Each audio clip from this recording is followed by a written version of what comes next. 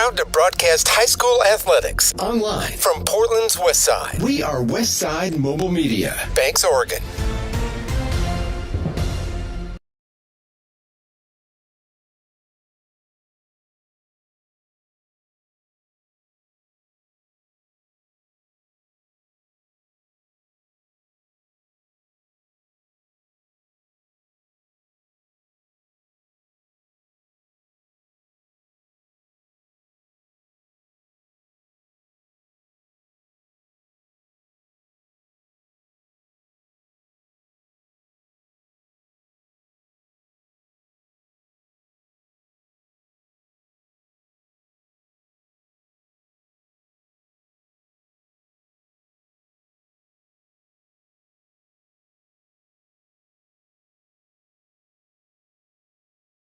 Coffee Roaster, Sarah Hesselman Keller Williams Realty, Scoggins Creek Coffee, Shannon Jennings Insurance, Specialty Screen Printing, Tenente's Pizza, Terry Powell American Family Insurance, and Wana Credit Union. Now here's the voice of Westside Mobile Media, Trevor Beard, alongside color analyst Jonathan Lee.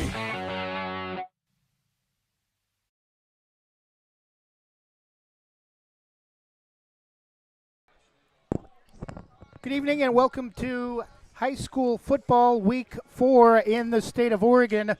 Banks Braves, they were scheduled to take on the Rainier Columbians tonight for homecoming, but that game, we're not sure why, possibly due to COVID, but that has been unconfirmed. That contest has been canceled for homecoming week for the Braves. Our contest tonight in the Metro League 6A, alongside me, Jonathan Lee, is Beaverton and Southridge.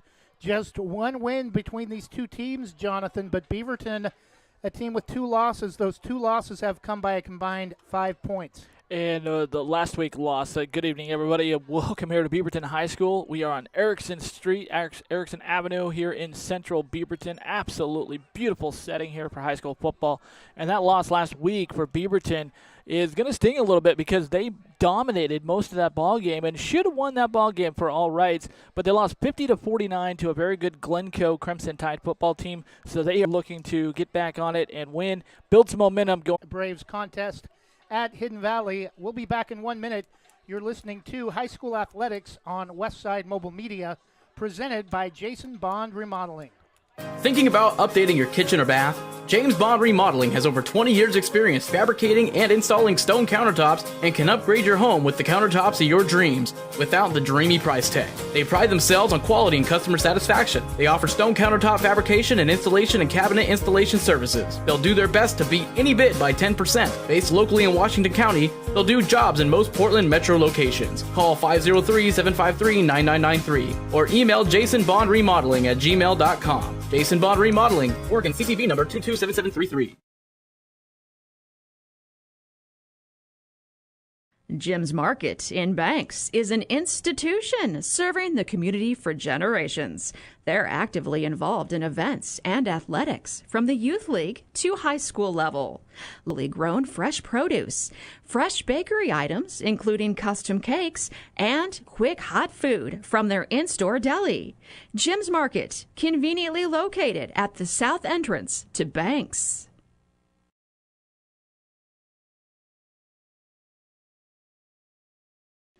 And we're back. Our contest tonight, Beaverton hosting Southridge.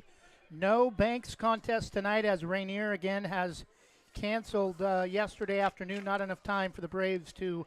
So my first Metro League broadcast, Jonathan Lee, I know that was something to prove.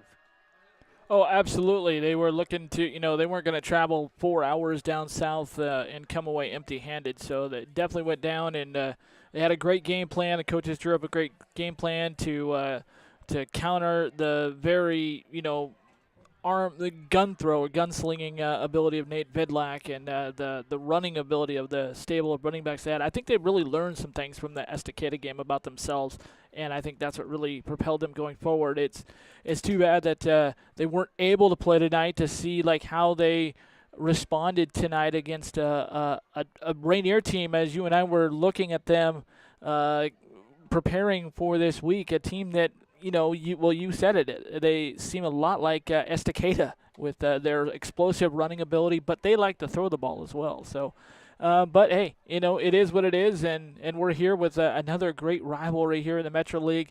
I mean, next best thing is, I've always said for the longest time, the West Side is the best side. So you could pick, just spin a wheel in anywhere, and you're going to come up with a great game here on the west side of the Portland metro area. And tonight we've got a doozy. It's an old rivalry. It's a crosstown rivalry literally. Southridge coming over about maybe 5 minutes here to Beaverton High School, maybe 10 minutes, 15 minutes, depending on the traffic on. Looking at broadcasting tonight after the cancellation of Banks, this was number one on the list due to the competitive level, or the competitiveness we thought this game would be. Both teams separated by one spot in the OSAA official rankings. Yeah, Beaverton sitting right now at 35 in that OSAA rank. Southridge at 36. Southridge is 1-3. They're still looking for their first win of the season. They came close. They lost to Pendleton and Friends the first week of the season, 27-26. That was at Southridge. Then they just got spanked by the machine that is the Sunset Apollos, who's just, I think they're, when Sunset and Westview meet up, that is going to be a barn burner of a game here in the Metro League. That could be for the Metro League Championship this year. Those two teams just look unstoppable. And then they played a non-league game at Southridge High School last Friday night, losing to Roseburg 34-12. So Southridge, they've got some experience, but Beaverton, they've had a lot of close games. They lost to West Albany to open up the year 21-17. They spanked Aloha right here on this turf, the first of this three-game homestand, then lost that 50-49 slugfest with Glencoe last week, and now trying to wrap up the three-game homestand here before they go on the road for two with a homecoming. Well, next week the Banks Braves will be at Astoria to open Coapa League play, and hopefully Banks will have gotten some things straightened out since that Estacada game, and hopefully the week off will not hurt them, as they had some issues with the line in the loss to Estacada. We'll take another 1-minute break and look at other games going on around the state tonight, including 4A District 1, which is the district associated with the Banks Braves. We'll take another 1-minute break and come back in just a moment. Thinking about buying or selling a home? Sarah Hesselman, Realtor with Keller Williams Realty, will help you with your real estate needs. Call 503-313-0748 or email Sarah at sarahhesselman.com. Serving your community daily and proud to support the starting lineup of your Banks Braves. Sarah Hesselman, Realtor with Keller Williams Realty. Call 503-313-0748. Small businesses represent so much more than the uniqueness of our area and the personality of our communities. Local business also represents the hard work and history of the places we live, which is why Wana Credit Union is staying open, so that your business can stay open too. Wana Credit Union offers all types of commercial lending, including business credit cards, vehicle and equipment loans, small business lines of credit, and more. Stop by a branch, reach out to our commercial team, or check out wanafcu.org to open so that your business thrives for years to come. Wana Credit Union is federally insured by the NCUA.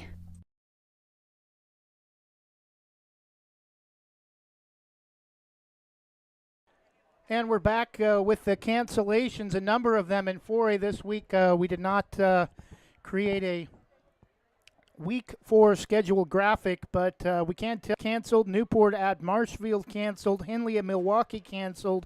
Madras at Klamath canceled.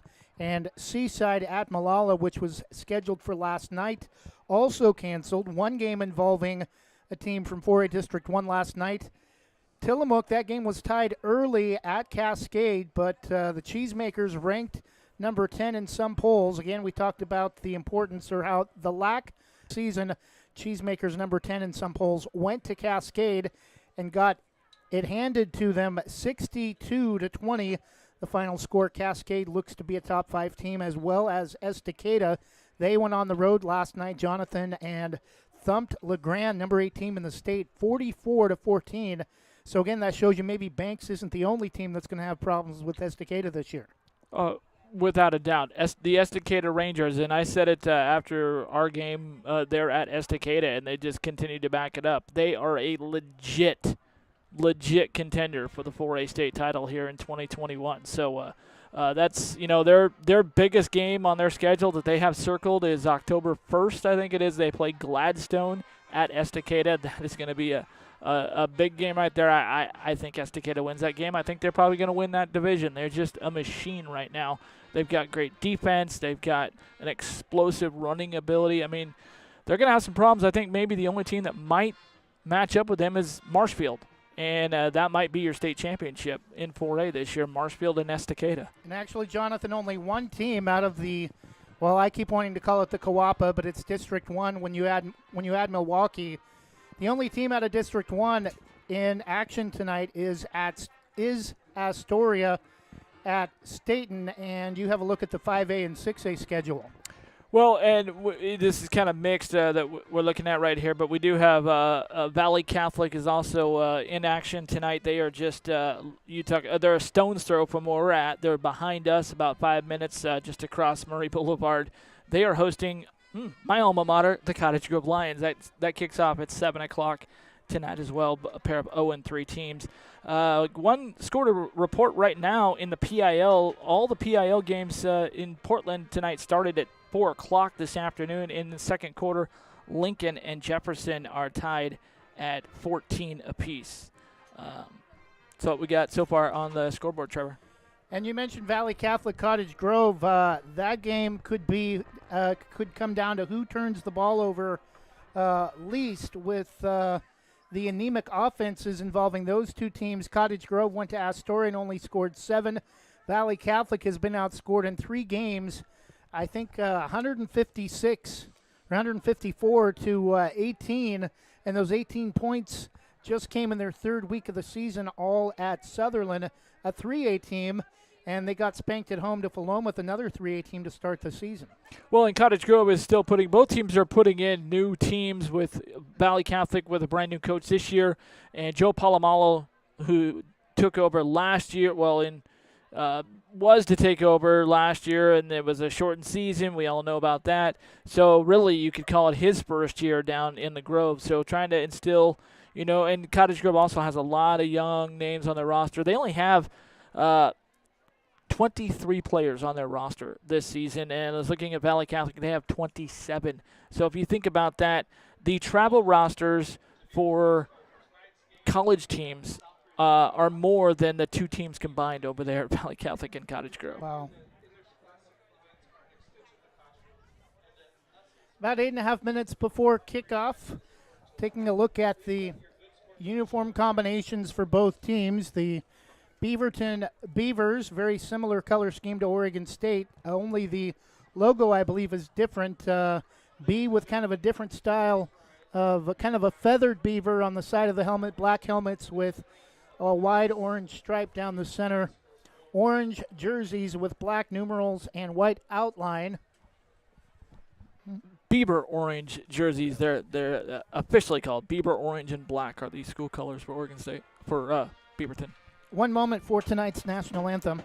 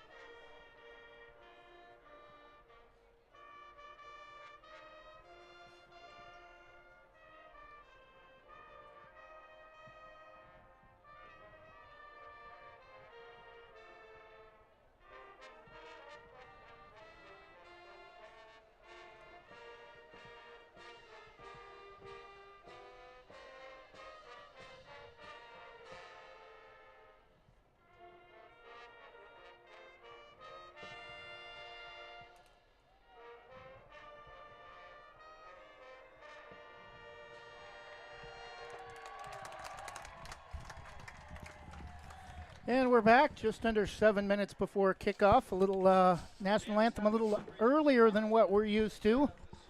Did not hear them make the announcement. We apologize for not being ready for that. Always want to be respectful and professional towards the American flag. The Southridge Skyhawks uniforms tonight will be their road white uniforms with maroon red, similar to the Forest Grove Vikings shade of red, gold with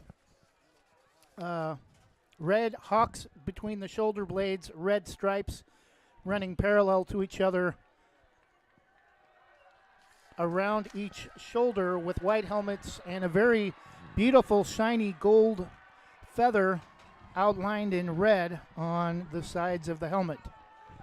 Beaverton has made its way on back onto the field at the end zone to the north end of the field to our left. It's a hawk that's on the Southridge helmets. Okay. They are the Skyhawks. Skyhawks. The cardinal gold and black are the colors for Southridge High School. Turf field at Beaverton High School. Next, we'll be on turf for the last 3 weeks. At Hidden Valley last week, Beaverton tonight, and at Astoria next week, officially known as CMH Field. You may be asking yourself, if you're not familiar with District 1 football, well, what does CMH stand for? That stands for, I believe it's Columbia Memorial Hospital. Yes. The hospital in Astoria that made a land swap with the Astoria School District to allow Astoria High School to build a beautiful new turf facility on the grounds of the former Columbia Memorial Hospital, and the hospital took over the old football field for Astoria High School. Black and silver block style B at midfield as Beaverton's homecoming festivities get underway as they break through the poster paper sign being held by the cheerleaders. Orange and black end zones with Beavers, kind of looks like an older style end zone the way it's painted on at the end of each. At each end of the field runs north and south. We're on the visitors' side, on the west side of the field.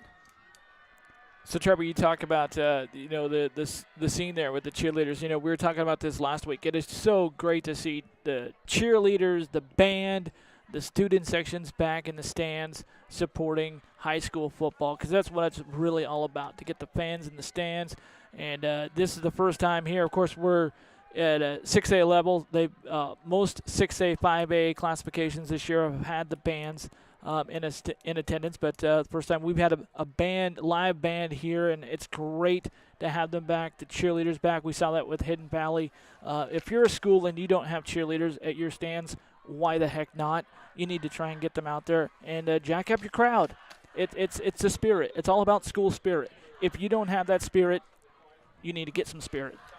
Captains are meeting at midfield, 4 from each team for tonight's coin toss.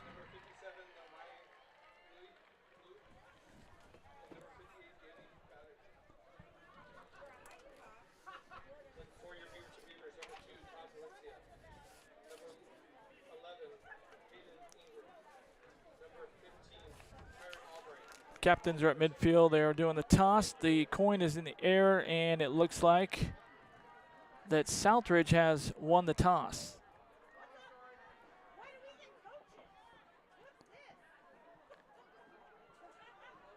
Yeah, Southridge has won the toss. They elected to defer. No, they elected to receive. Southridge has won the toss and has chosen to receive. I was trying to stick my head out the window to see if I could hear the coin toss. Thank you, Jonathan.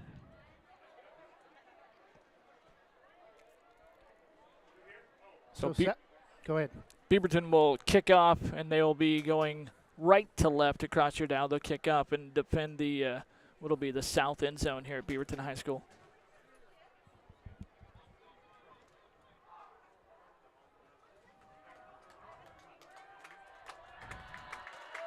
Skyview wearing the all-white pants. Beaverton the all-black pants with, I believe, kind of hard to read from up here, but I believe it says Beavers on the sides of the pants down the left side, as the rest of Southridge makes their way onto the field, as only their captains originally came out.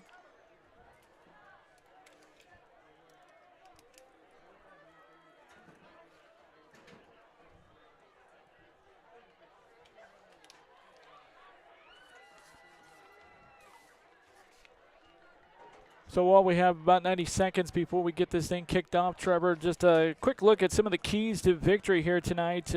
Keys to victory for Beaverton is pretty simple. I mean, they held a lead of 49-32 midway through, or 49-34 going into the fourth quarter last week.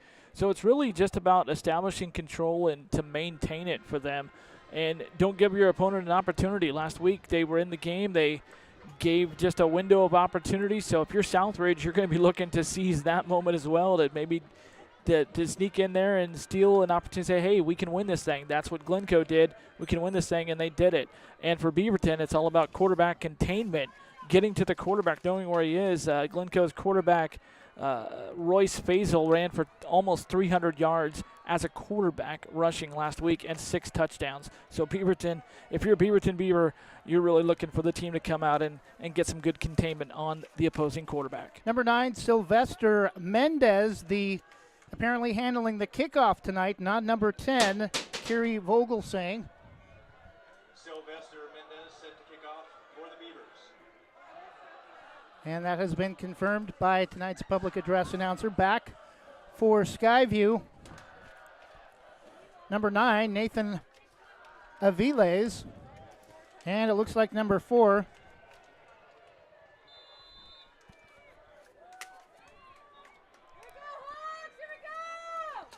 Alicia Tucker.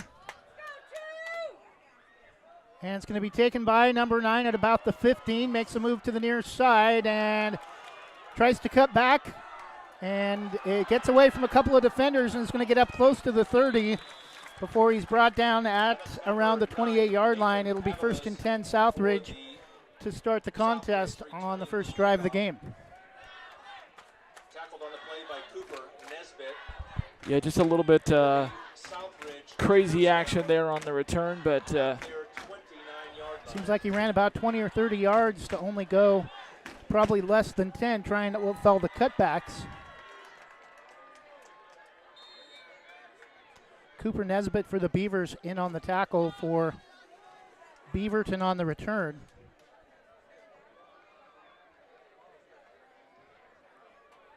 Four receivers set for Skyview quarterback J.C. Klee, 6'1", 190-pound senior. Quick throw out to the left flat.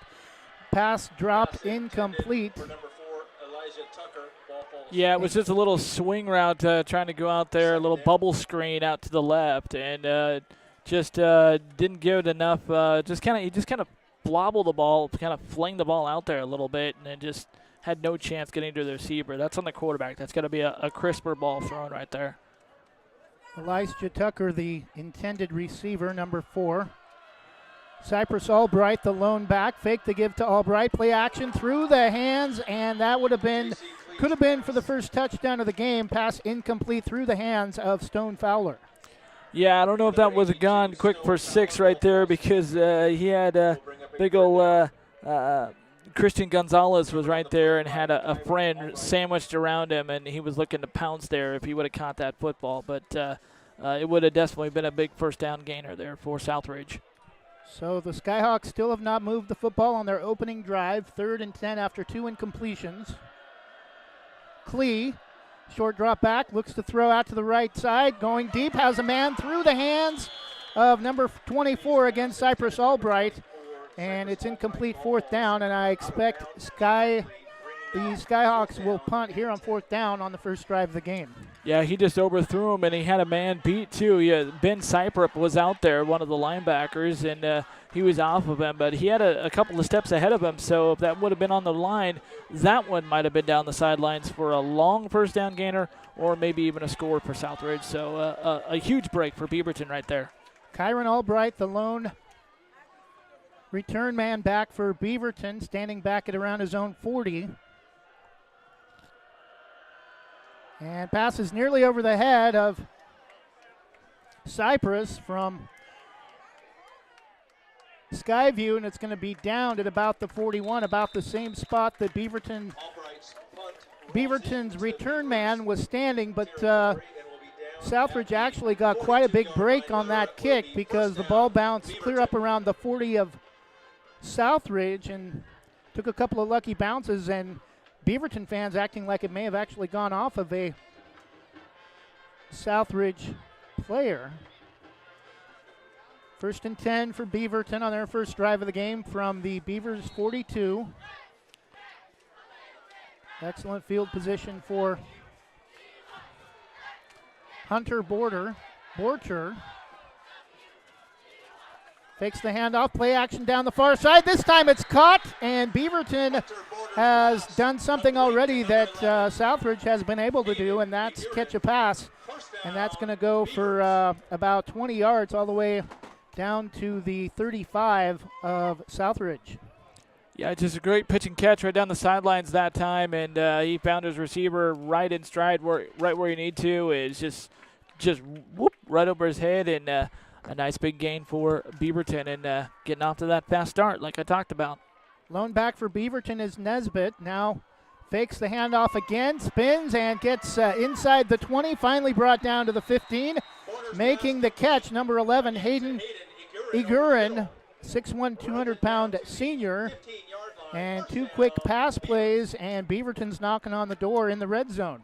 Yeah, this is what Beaverton is capable of doing. They've shown this year in and year out under Coach Bob Boyer, the head coach here for Beaverton for a lot of years. And they like to pass the ball and move the ball down the field. And when they're on like they are right now, they're a very tough team to beat. So if you're Southridge, you want to see them get a little more pressure coming through on the quarterback, get to him, and pressure on the receivers.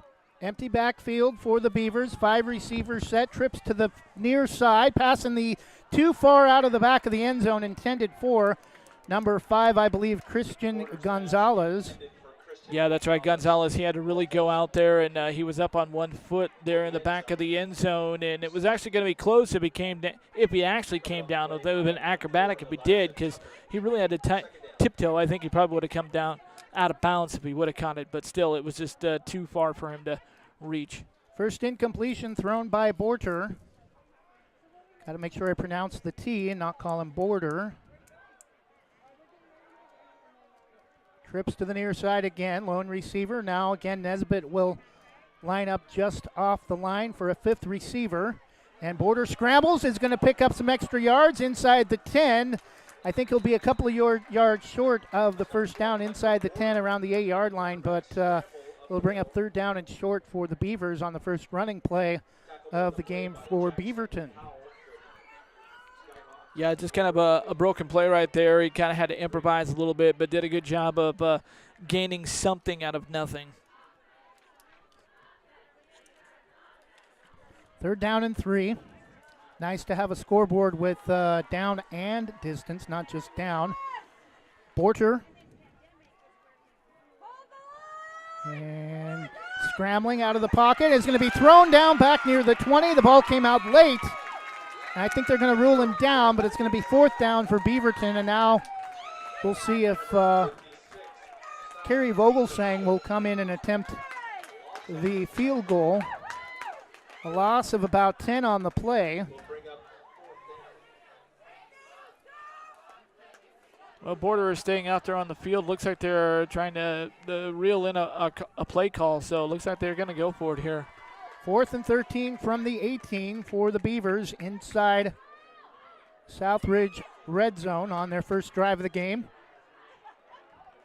Borcher, straight drop. Quick pass out, caught, number 5, Gonzalez, and is going to be short of the first down.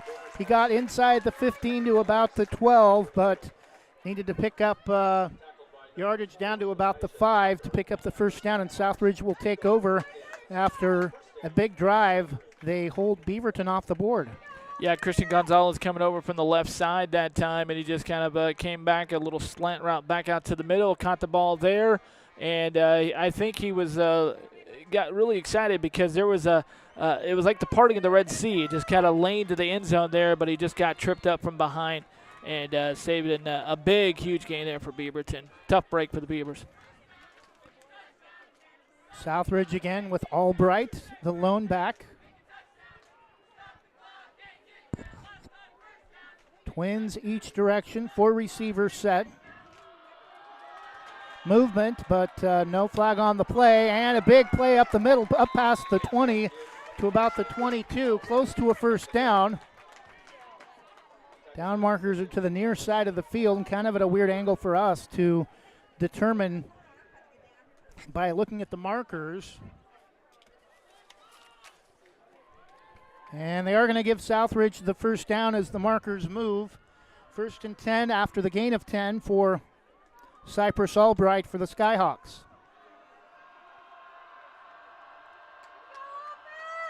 Quick drop.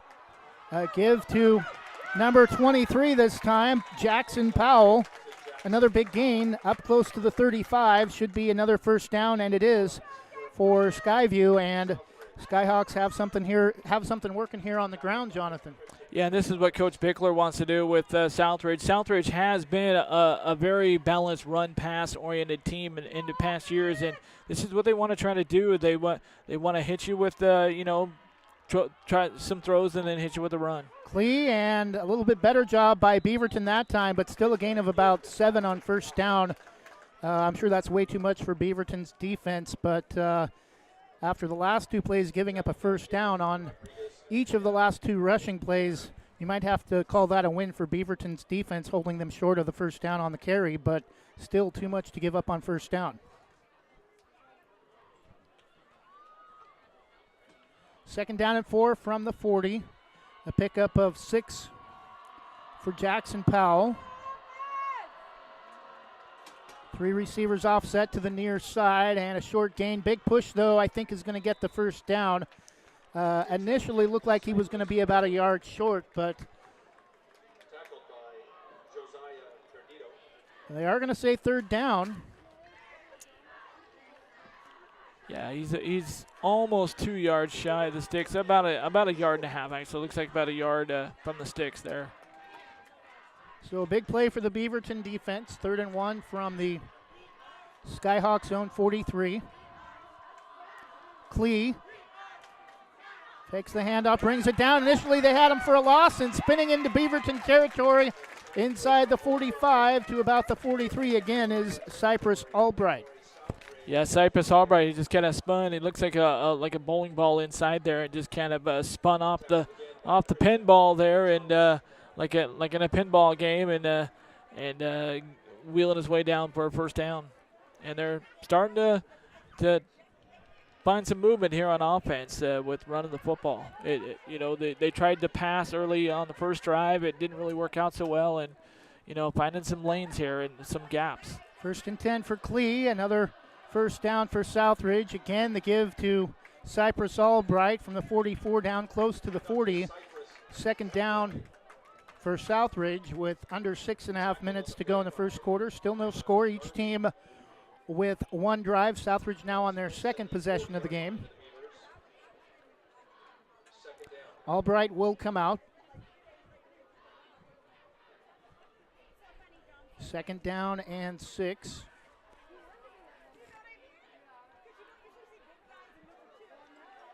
Bieber moving the corners in right now, kind of shifting them around. And the give to Jackson Powell. It's been all on the ground this drive for Southridge, all the way down to the 35. And it'll be 3rd down and short for Southridge with 5:40 to go in the first quarter.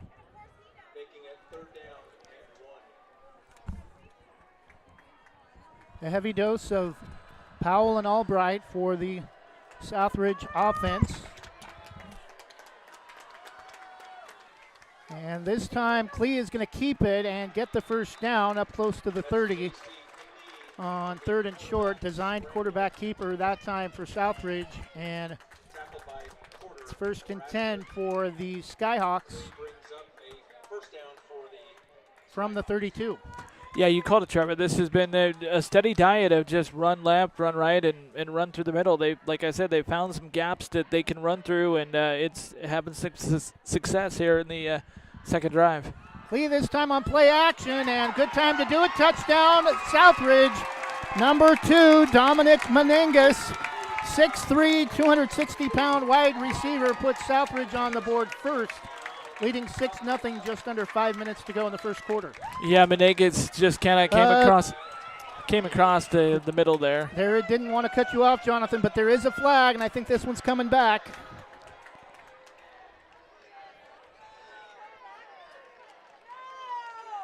It's a holding on Southridge. Those will drive coaches crazy tonight.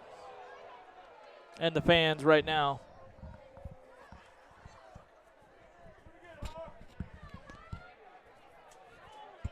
Again, as Trevor mentioned, we are on the visiting side of the football field. So right below us from the press box is the Southridge section. So you can hear their displeasures of the call there. So take away the 32-yard pass play from J.C. Klee to Dominic Meningas and move the ball all the way back near midfield for Southridge after they had a very successful drive going on the ground and picked a perfect time to go play action, their first passing play of the drive. And they're going to move the ball all the way back to, I think they're going to mark it at the 40. The line of scrimmage was the 32, 15-yard penalty on a hold. Yeah, they'll mark it at the 47. Looked like they were going to mark it further back than that, which would have only made sense if the hold occurred in the backfield. Klee out of shotgun, 1st and 25 from the 47. Fakes the give again, goes play action, pass. Nearly caught, but through the hands of Dylan Bickler and making the hard tackle, making sure he didn't go anywhere. Even if he made the catch down near the 30-yard line, it'll be 2nd down and long for the Skyhawks. Yeah, Beaverton had a couple of guys in there on the play, and they were ready, like you said, Trevor, they were ready to pounce, and that hit felt all the way up here. 2nd down and long for Klee. Albright is back in as the lone back. 4 receivers set. Trips to the near side, offset. Klee looks to throw, hit as he throws, and it's intercepted! First turnover of the game for Beaverton down the near sideline. He may score, and instead of a Southridge touchdown, we have a Beaverton touchdown the other way.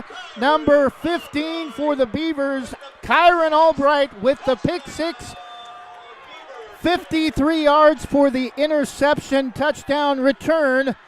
And 4:35 left, no flags this time on Beaverton's touchdown, and we have the first points of the game scored by the Beaverton Beavers. Yeah, Kyron Albright he was sitting back there playing center field, he just jumped the route, stepped right in front, and caught that ball and took it to the house.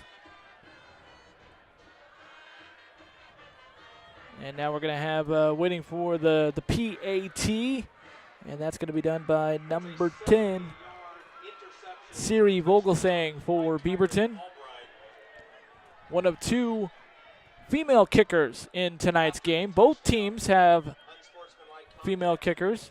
Great to see the barrier there being broken down across all of sports. So I didn't see a flag on the play, but public address announcer has announced that there is an unsportsmanlike penalty against Beaverton, so I'm sure that will be tacked on at the end of the kickoff following the touchdown. That is what I like to affectionately know, Trevor, as the no fun rule. No, you can't have fun. You can't celebrate.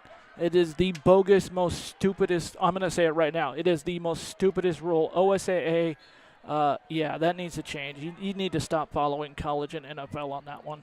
Vogelsang will attempt the extra point. They're kids. Let them celebrate. Yeah. It's been a long time from having no football. Let them celebrate a little bit. Taunting, I understand, but celebrating, no. Snap is down, kick is up, and it is true.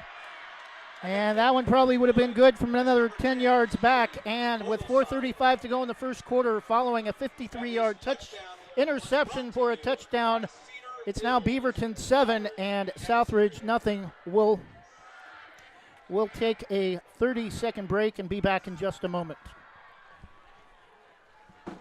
Vogelsang.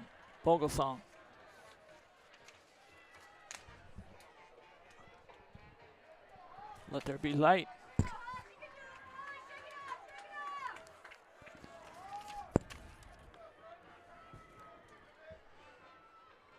Oh yeah, now you can see the rosters much better. Kyron Albright. Rankings are important numbers in determining Oregon high school playoffs. So are rankings when choosing a lender to help you with purchasing or refinancing your home. Our local community home loan expert, Christy Van Meter at Caliber Home Loans, is ready to help you win the day. Call Christy today for all of your home loan needs at 503-327-5302 or caliberhomeloans.com/kvanmeter. Christy Van Meter, NMLS number 1700271, state licensed in Oregon, an equal housing lender. All products are subject to credit and property approval. And we're back. Trayvon Hamilton's kickoff from Oregon State is going to go into the end zone for a touchback. So no chance of a return for number 34, Errol Moreland, for Southridge. And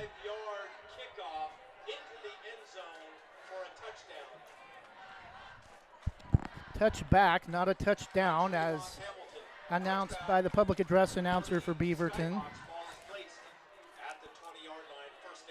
First and 10 for Southridge from their own 20 after the touchback. So we'll see how the Beaverton defense comes out after having a stop right there and a score on their last possession. And that's going to fire them up and charge them up a little bit. And we'll see how they come out here as Southridge is getting ready to go. And we'll see if Southridge comes out running the football. Because, again, that was another pass, and they have not been able to do that against Beaverton tonight. They've had a lot of success with the run early.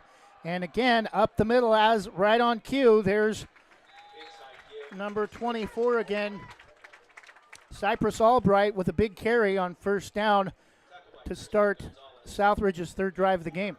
Yeah, that was a great run right there. A nice little 8-yard chunk of yardage. And bring up a nice second and short situation. And they went back to what's working, just a little run right up the middle. But a good hit as Beaverton really made them pay the price for that 8 yards. Second down and 2 for Klee and the Skyhawks offense. Again, the give to Albright. Big gain up the middle. Hole closes quickly, but again, Albright gets up past the 35.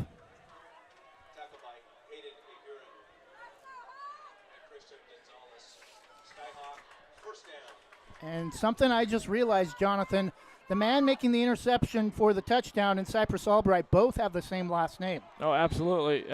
It's interesting because I knew that, but I was just thinking about that. It's like, man, Albright, that is kind of a common name. Second down and about 5 from the 42 for Southridge. Second down and 6 officially from just inside the 42.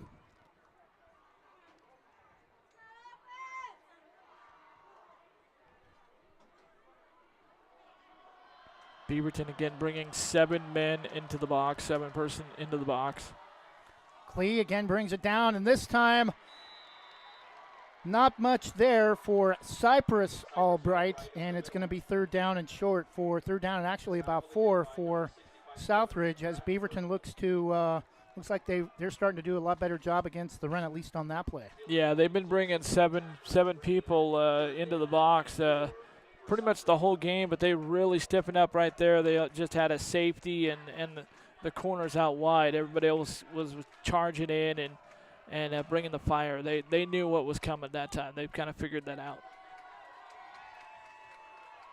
And give up the middle is initially looked like he was going to be short at about the 45, but Albright, I believe the ball carrier again, is going to get out of bounds far side on the Beaverton side of the field. Actually, it's Jackson Powell, the other back for Southridge, picking up the first down near midfield. Yeah, right at midfield is where the official's going to spot the ball, the headlines person, and another first down, going back to running the football. They haven't passed it once here on this drive. It seems like when they pass, there's all kinds of trouble. First and 10 from the Skyhawks, just inside their own territory at the 49. Klee looks to throw deep. Tipped in, nearly caught, nearly intercepted. A couple of defenders in the area, number 27 and number 5. Southridge fans wanting a pass interference flag on the pass intended for Cypress Albright, but pretty good coverage that time from Jeremy Flaxel and Christian Gonzalez. Yeah, Christian Gonzalez has been in there a lot of time. Very speedy receiver and has a nose for the football, and he's been going in there making life tough for the quarterback, Klee, here for Southridge. pretty much right on cue. It's like when they put the ball in the air, no good has come of it so far here I think tonight. we have a timeout, Southridge. 2:05 to go in the first quarter. Beaverton 7, Southridge nothing. We'll take a 30-second break and be back with more first quarter Metro League action after this. Now the white hat signals timeout, Southridge. Duh, you think?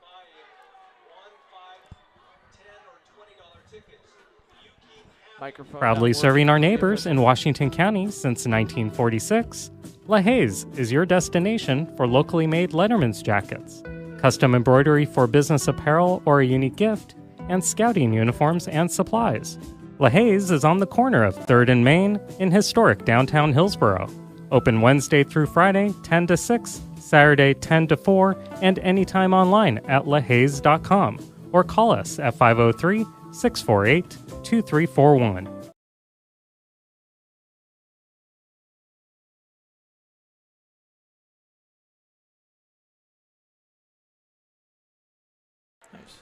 And we're back, 2:05 to go in the first quarter following the timeout from Southridge. Second down and 10 for the Skyhawks from just inside their own territory at the 49.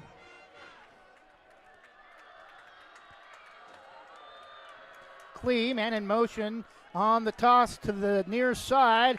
Gets around the right end and going to be brought down at the 45, a gain of about 6 for number 4, Elijah Tucker. Kyron Albright, the one coming up from his corner position for Beaverton to knock him out of bounds there and get the stop.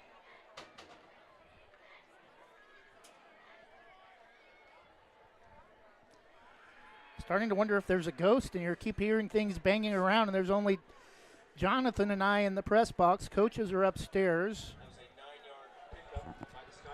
Actually, a gain of 9 for Southridge, and Klee, the give back to Albright again. Cypress Albright inside the 40 should be enough for the first down. And near side official makes the motion to move the markers. First down, Southridge, under 2 minutes. 7-0 Beaverton. 3-yard pickup that time on the run for Southridge, and that's the way they've been able to move the sticks and push it forward is on the run.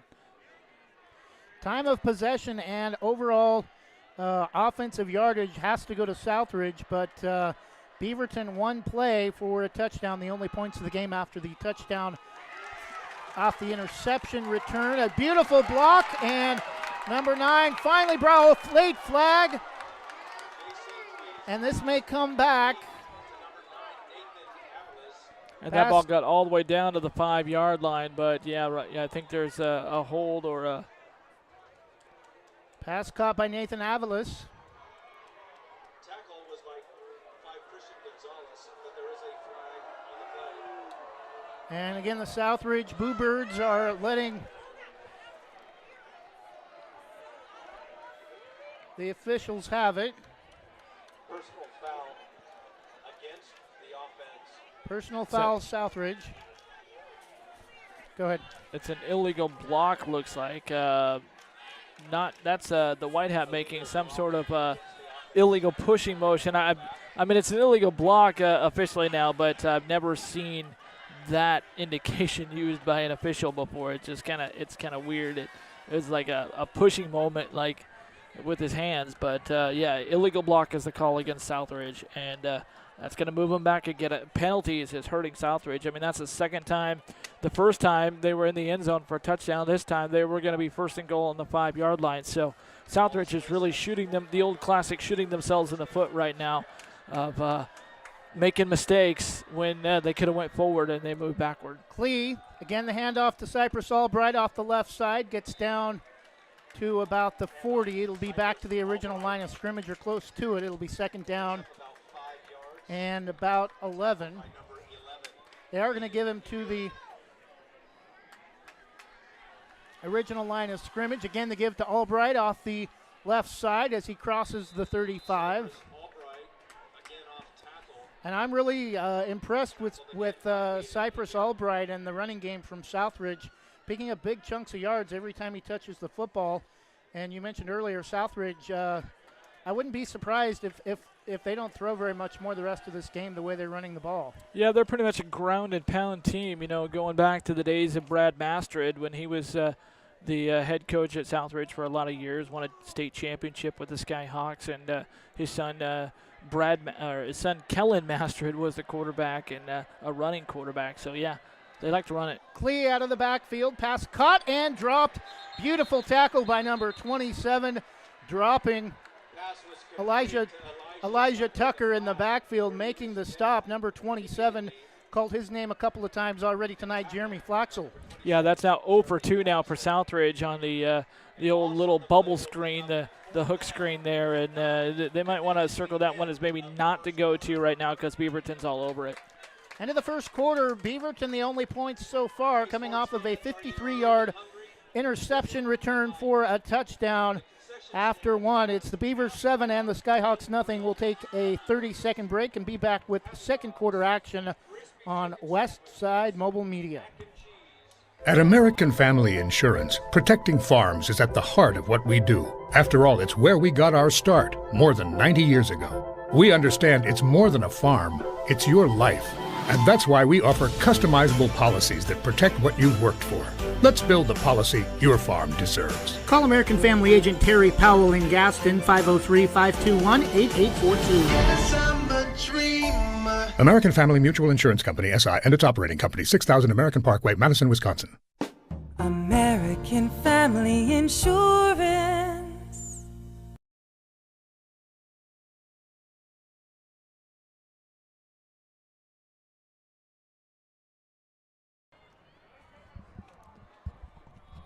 And we're back, start of the second quarter.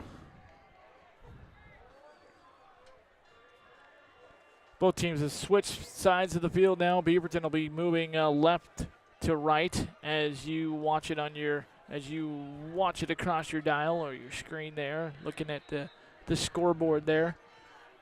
Defending now the north goal here at Beaverton High School.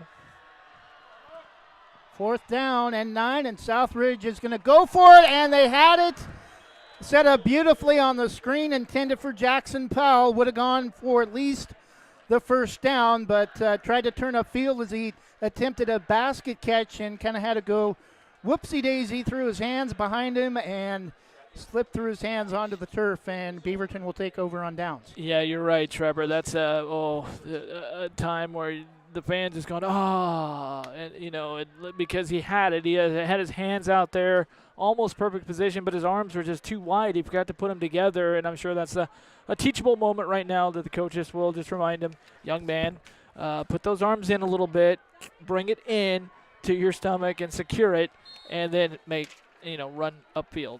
1st and 10 for the Beavers, who haven't had that many opportunities on offense, but are on the board 7-0. And pass down the near side, able to bring it in all the way down to the 35 and out of bounds. Making the catch, I believe, number 15, Kyron Albright, had the pick six for 53 yards in the first quarter. Pass thrown by Hunter Borcher. And Border put that pass right where he needed to be, just ahead of Albright there, down the far sideline down there. It's once they get over that far sideline, Trevor, it's really hard because they have the orange jerseys, the black numerals, and the white outline. It's really hard to make out those numbers. Borcher late toss off the triple option and off the option, and is going to get Nesbitt inside the 30. Gain of about 6, tackle made by Nathan Avalos. Beaverton looking to the sideline to get the play call. Neither of these teams huddle up. They get all their plays from the sidelines. Go no huddle. 2nd down and 4 from the 29. Quick throw over the middle. Caught and touchdown Beaverton off the pass play from Borcher. Christian Gonzalez on the touchdown from 29 yards out, and Beaverton up 13-0 early in the second quarter. Christian Gonzalez just kind of weaving his way through that left side. He was kind of came over initially on a little slant route to the middle, and it kind of cut back and caught the ball, and then went over to the far sideline. And he was going, I'll see on the other side into the end zone, and touchdown Beaverton, and now it's a double-digit lead. Here's that quick start that we talked about that Beaverton likes to do, but now you got to toughen up on defense and not let Southridge in. And it's interesting, Trevor, because this game could be maybe even 14-14 right now if Southridge didn't shoot themselves in the foot. 11 minutes and 11 seconds to go in the first half. It's Beaverton 14 and Southridge nothing. We'll take a 30-second break and be back after this. Banks Post newspaper is the official news provider of West Side's greatest hits.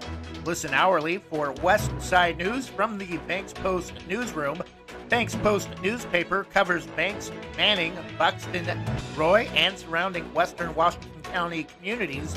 If you'd like more information on the Banks Post or want to pick up a copy, visit a local business today. You can also visit their website at bankspost.com or their Facebook page, Banks Post.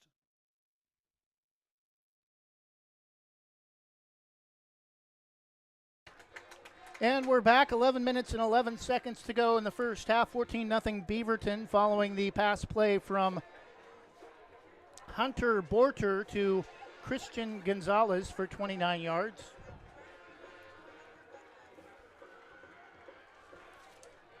Southridge, the Skyhawks. Skyview is a school in Vancouver.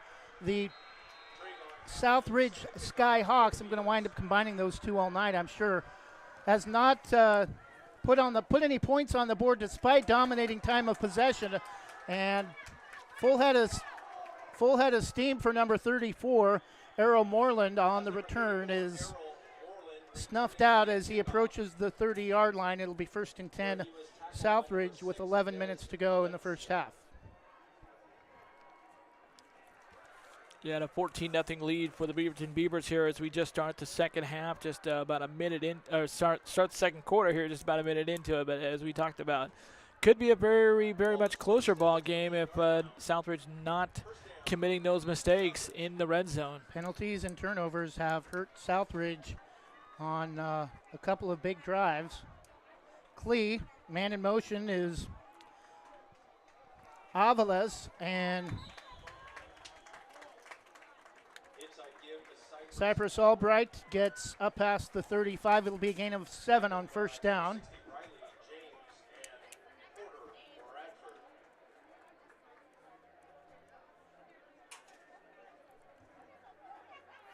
Southridge winless on the season. The Beavers just 1 win, but 2 close losses. And again, Cypress Albright gets up close to the 40. Avias. Jonathan helping me out with pronunciations.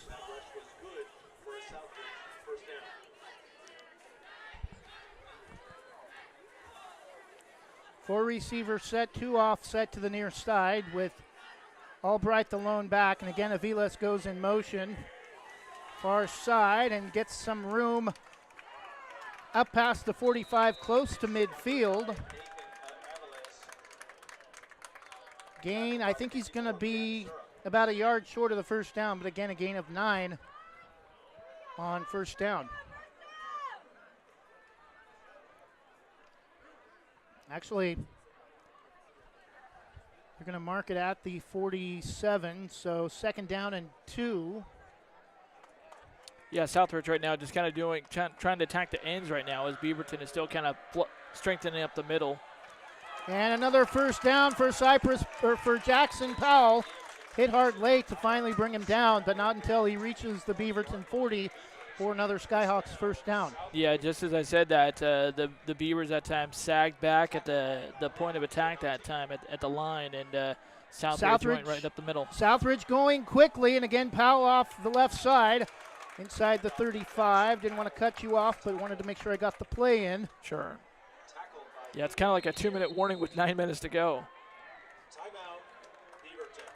Timeout Beaverton just to try to catch their breath, and Southridge has gone no huddle the last couple of plays, similar to the Chip Kelly days at Oregon. And with 9:12 to go in the first half, it's Beaverton 14. But again, Southridge has something going. We'll take a 30-second Terry Powell American Family Insurance timeout and be back after this. In times of financial uncertainty, how can you stay on track? Call on someone who's invested in your success. I'm Chris Recheck, your Forest Grove Edward Jones financial advisor. At Edward Jones, we believe in building a complete picture of your financial life, including your goals and passions, so we can help you work toward achieving what's most important to you. Call me at 503-359-4092 or visit edwardjones.com to get started today. Edward Jones, member SIPC. And we're back following Southridge's final timeout of the half with 9:12 left. And Klee gives again to Powell. Breaks away from a shirt tackle. Something comes flying, water bottle comes flying down from up above. And another first down for Southridge. I think the coaches are getting a little bit frustrated for Southridge. The ball carrier kind of did a little stutter step, and I don't know if he went the way he's supposed to go. First and 10 for the Skyhawks from the Beaverton 23. Klee again to give to Powell, and better job of tackling that time by Beaverton for a short gain, but Southridge again down in the red zone. Couple of scores from out of town. Got a battle of Tigers going on. Newburgh just scored. They lead Tiger 14-13 with 7 minutes left in the second quarter.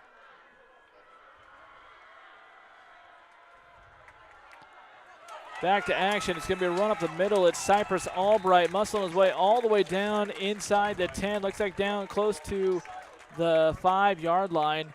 And I'm looking for flags. No flags. So it looks like Tiger is actually, for the first time tonight, going to officially have the ball inside Beaverton's 10-yard line. Going to be first and goal at the 2-yard line. Ball actually, according to the scoreboard, says the 6, and now he's inside the 5, down to about the 3. Albright again, the ball carrier. Just been a steady dose of Cypress Albright here in the second quarter, and it's working for him. They'll mark it at the 4. High snap again to give to Albright. Spins his way into the end zone. Touchdown, Cypress Albright from 4 yards out. And now Southridge, I almost said Southbridge, is on the board here nearing the midway point of the second quarter. Yes, Cypress Albright, he did a great job there, just kind of reversing his course there right in the middle. The direction was going right off the tackle there. And the Beaverton player was just coming right at him and kind of fell forward. And so Albright did a great job of kind of reversing his course. Literally, he just threw it in reverse and kind of did a little spin move, like a little dance there, and then just walked right into the end zone. Touchdown for Southridge. Maya Simon will attempt the extra point for the Skyhawks. Snap is down. The kick is nearly blocked, but is up and through. And with 7:56 to go in the first half, it's now Beaverton 14 and Southridge 7. We'll take a 30-second break and be back with more first half action after this.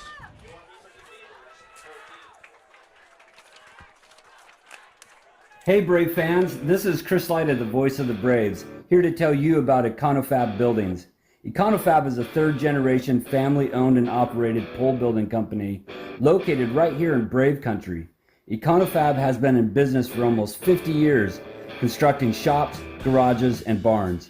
I had them build my 2 shops, and as a satisfied and repeat customer, I'm here to tell you that Econofab puts the fab in fabulous. Go visit them online at econofabbuildings.com. And we're back 14-7 following Southridge, the Skyhawks' first score of the game. 4-yard touchdown run for Cypress Albright.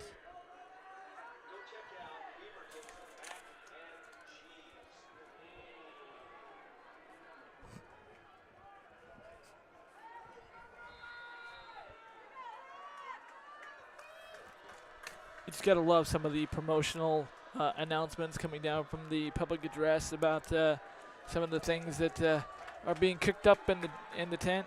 They make it sound so scintillating, right? And the kick is going to be taken by number 22 and brought down by Southridge at about the 26. Number 22 on the carry. Ethan Engstrom. Thank you, Jonathan. Took that right at his 20-yard line and returned it for a nice little chunk of yardage to the 26.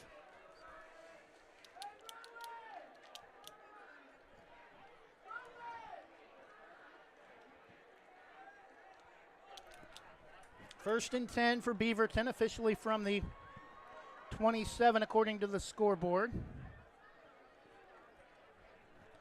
Barter, the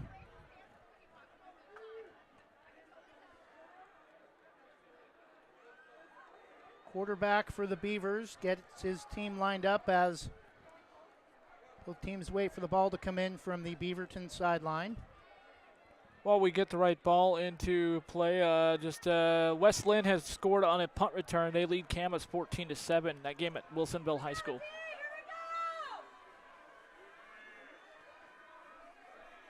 Barter fakes the give and pass out to the left flat is making a man miss. And finally brought down up at about the 32. It'll be a gain of about 5 for Christian Gonzalez.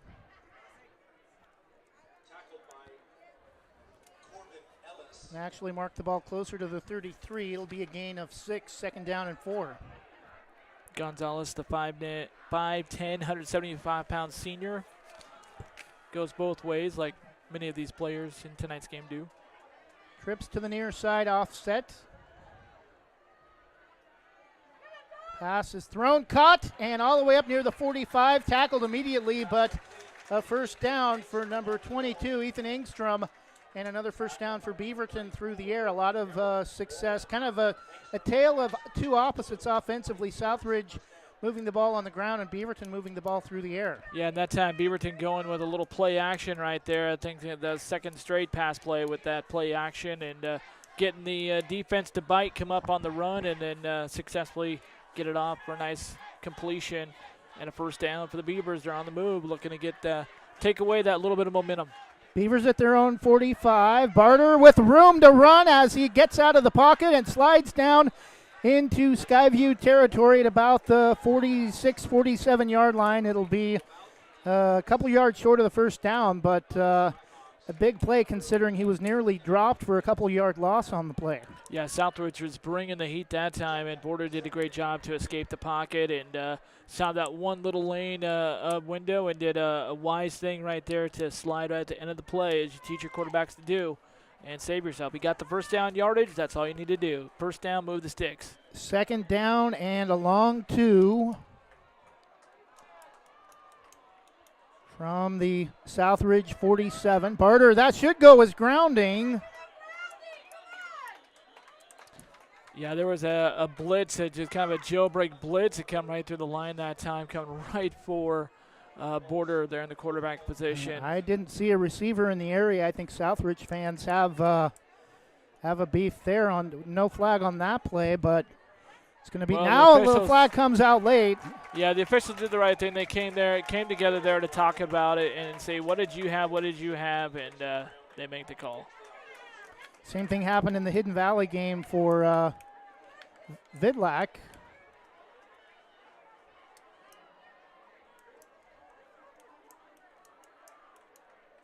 Yeah, it definitely looked like he, because you got to get outside that tackle box there, and he was he just went straight back and just kind of threw it, regardless of whether there's a receiver there. He just threw it straight in the tackle box. It looked like he aimed the point of the football directly towards the ground, and I think he knew it was even coming too, and just was kind of one of those things where you have to choose between the sack or the intentional grounding, and chose the penalty.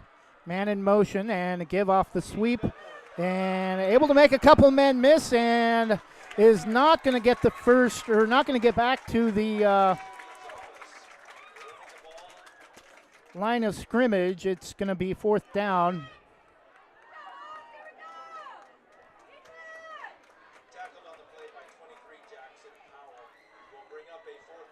So apparently on the grounding call, Southridge chose to either decline it or only take the down and not give him the distance. It's lose it down on that play. Right, but I thought it was also a loss of 15 yards. And the kick from Beaverton is going to be taken at about the 13 by number 9, who has his jersey ripped on the tackle. Sylvester Mendez. Oh, no, I think he grabbed his towel. Yeah, Southridge wearing that all-white, so it's tough to know if it's his jersey or his towel, kind of that all-white stormtrooper look. 4:55 to go in the first half. Beaverton still a 14-7 lead. Southridge with the ball back after the punt from the Beavers. 1st and 10 from the Skyhawks 26. Klee trips to the far side. The give to Albright. The ball came out, and Beaverton says they have it. And it's no indication yet. It is first down, Beaverton. Great ball stripping ability right there. Just being not even really a strip. It was on the exchange. It was one of those, put the ball in your hand and I'll take it out, and just miscommunication on the exchange right there. Again, another mistake for Southridge. That's third if you're keeping score at home there. And they're going to turn the ball over this time deep in their own territory. Beaverton has a chance here to go up 2 scores here right before halftime. Beavers just outside the red zone with the ball on the Southridge 21. Barter looks to throw and nearly intercepted, but a flag in the backfield.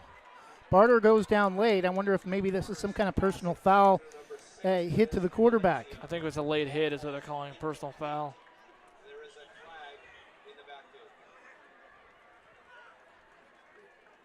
This came from the white hat himself. And if this is a hit to on a hit to Barter, this is going to move the ball half the distance and give Beaverton a first down inside the 15. Roughing the passer.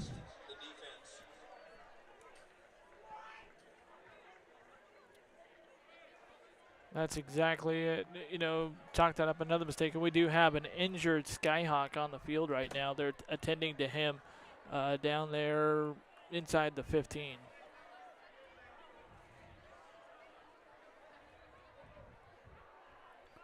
Been a lot of big hits in this game so far. Thanks to my friend Petey Doris, broadcasting high school athletics in the Charlotte area, for listening tonight. As injured player is Aviles. It looked like I saw number 4 when he was laying down. He's holding his right hip, or I think they're looking at his right hand, but he is limping.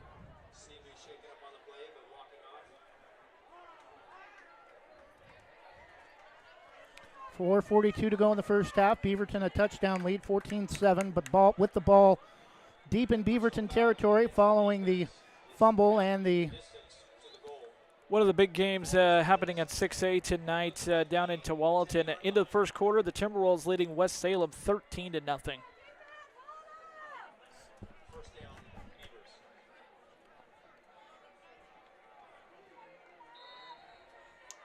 So first down, 15-yard penalty, gives the ball to Beaverton at the 11. Quick pass out to the left flat, able to break a couple tackles and get out of bounds inside the 5.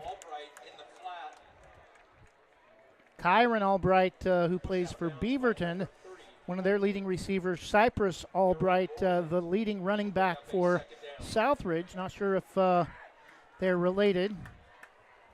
Very well could be, with the schools just few miles apart. Second down and 4 from the 5. Beaverton can get a first down, but looks like they're going to be tackled in the backfield.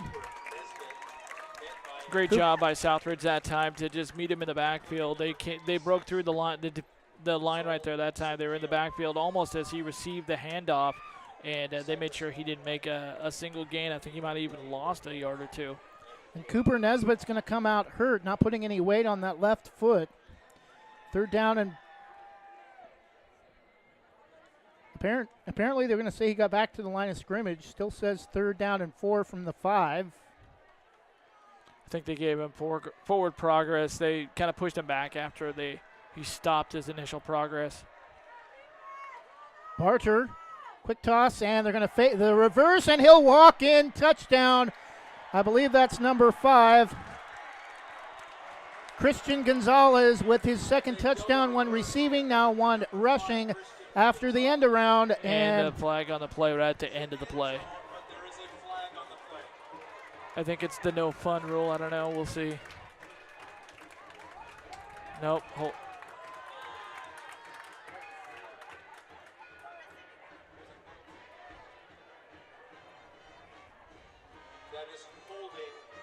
Holding against Beaverton. So the Beavers try a little trickery, and with Halloween coming up, it's Skyview with the treat, as that may move Beaverton back outside the red zone. So now both schools, Beaverton and Southridge, have had touchdowns called back due to penalty. Southridge twice and Beaverton now once. Or I guess the second time for Southridge was they would have put him inside the 5. So 10-yard penalty, 3rd down and 11 from the 12. Apparently happened just outside the end zone as Gonzalez was crossing the goal line. Wide open in the left side of the end zone for the touchdown.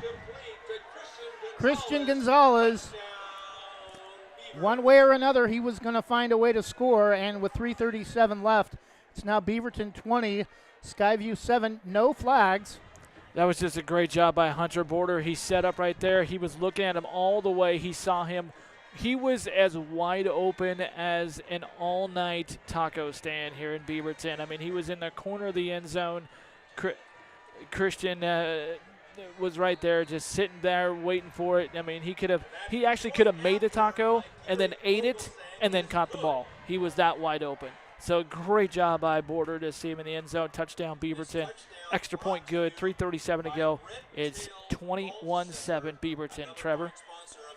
Thank you, Jonathan. We'll take a 30-second break. 3:37 to go in the first half. Beaverton a 2-touchdown lead when we come back. Visit Main Street Pizza in Banks, located next to Jim's Market, for the best pizza in Washington County. From loaded hot baked subs to a Main Street special pizza piled high, we will satisfy your pizza cravings. We've been serving and supporting the Banks community since 1986. Open daily at 11 a.m. Call ahead now to place your order at 503-324-5858 or follow us on Facebook to see our daily lunch specials. Mention this radio ad and receive $2 off any Main Street pizza.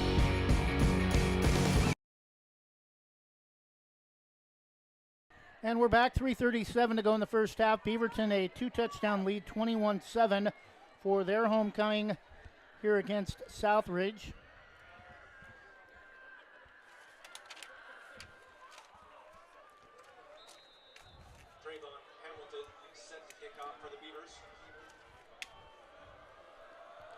And the kick from the Beavers is going to be taken by nobody as it hits the goal line and bounces out of the back of the end zone. So no return for Cypress Albright.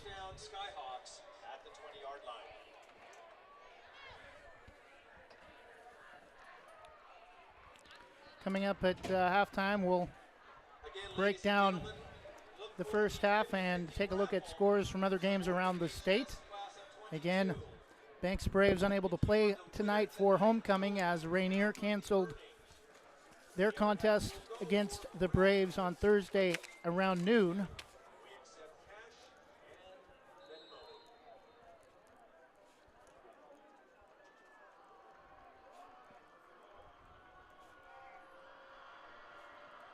Clee, the give to Cypress Albright up the middle for a short gain.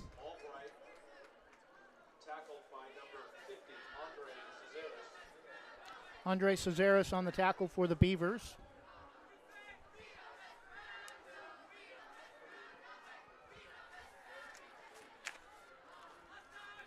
Southridge looks like they're pretty content to let the first half run down, or at least have this be the final drive of the game. Fake. Off the fake, Albright down the near side and all the way down to inside the 35 to the 33, and it looked like Southridge was content to just run out the clock and make this the final drive of the game. And as soon as I say that, Cypress Albright breaks one all the way inside the 35 of Beaverton. And it was the other Albright, Kyron Albright, that stopped him dead in his tracks. I mean, he just literally just put his body right in front of him and said, you're stopping right here. You ain't going anywhere. A 43-yard carry for Cypress Albright. And again, the give to Cypress short of the 30, and Southridge is out of timeouts. It'll be a short gain. Steady dose of Cypress Albright right now. It's just Cypress left, Cypress right, Cypress wherever he runs right over you.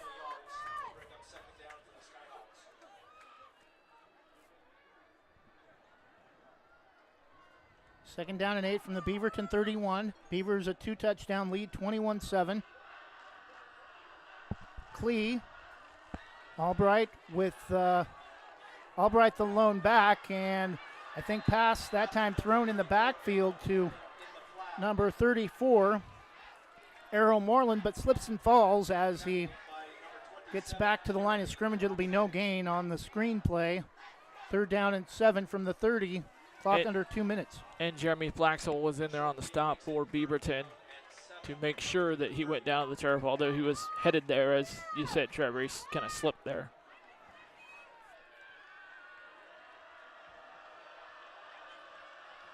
Four receivers, trips to the near side for Klee. The give to Albright, or Powell this time, down close to the red zone. And it'll be another first down for Southridge. Stops the clock with 1:29 left in the half. Yeah, going to mark it right at the 20-yard line. So right there at the red zone, 1st and 10 for Southridge. Kind of trying to pick up some points here before halftime, but they're going to have to hurry. Like you said, no timeouts. Southridge called their last timeout with about 9 minutes to go in the first half. Again, the give to Powell, and a big hole off the left side, down, diving to the first down at the 10.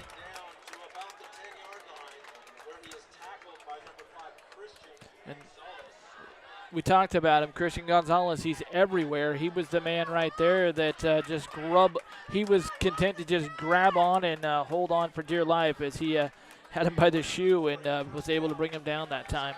Tight formation to the near side with Albright the lone back.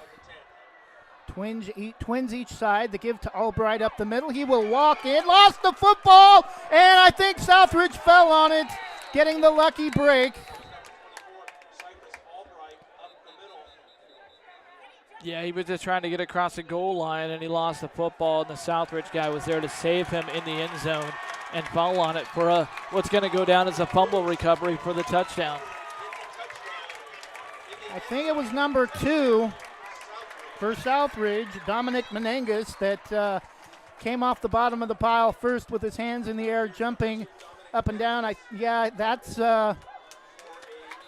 been announced as the official person making the fumble recovery after the dive to the end zone by Cypress Albright. So it ain't pretty, but it's 6 points on the scoreboard. The extra point is up and good for Maya Simon. So with 40 seconds left in the half, it's now Beaverton 21 and Southridge 14. We'll take a 30-second break and be back after this. This is pretty much where they were last week when it was 14-14 at halftime with Glencoe. But I don't think Southridge has quite the firepower that Glencoe does.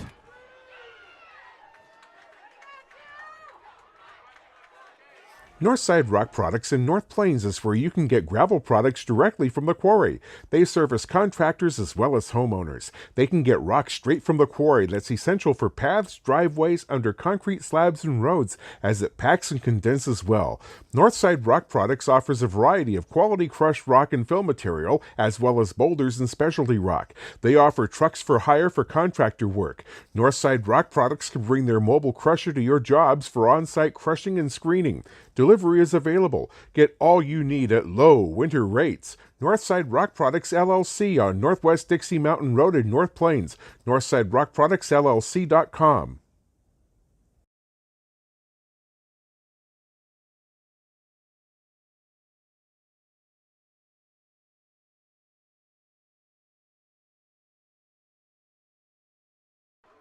And we're back, 40 seconds to go in the first half. Beaverton a touchdown lead, 21-14 after the touchdown run and fumble recovery by Southridge. Cypress Albright and Dominic Menengas recovering the fumble for the Skyhawks and taken at about the 18.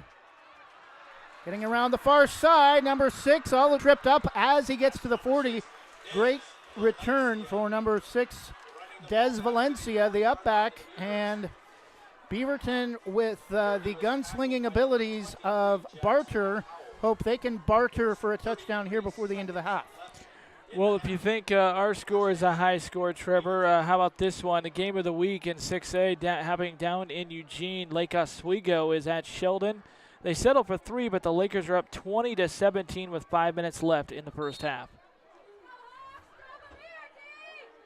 First and 10 from their own 40 for Barter and the Beavers. Looks to throw down the near side, out of bounds, caught quickly, and Beaverton, I believe, has all 3 of their timeouts left. First down into Skyview territory at the 48.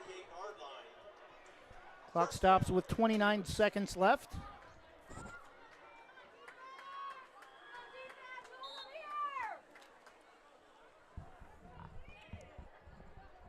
Beaverton with 2 timeouts remaining.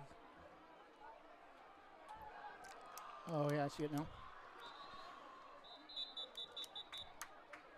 And whistles, and I thought Southridge was out of timeouts, but apparently Skyhawks hoping to get the football back before the end of the half, down a touchdown, 29 seconds left. Yeah, that was their second timeout taken. They'll have 1 remaining.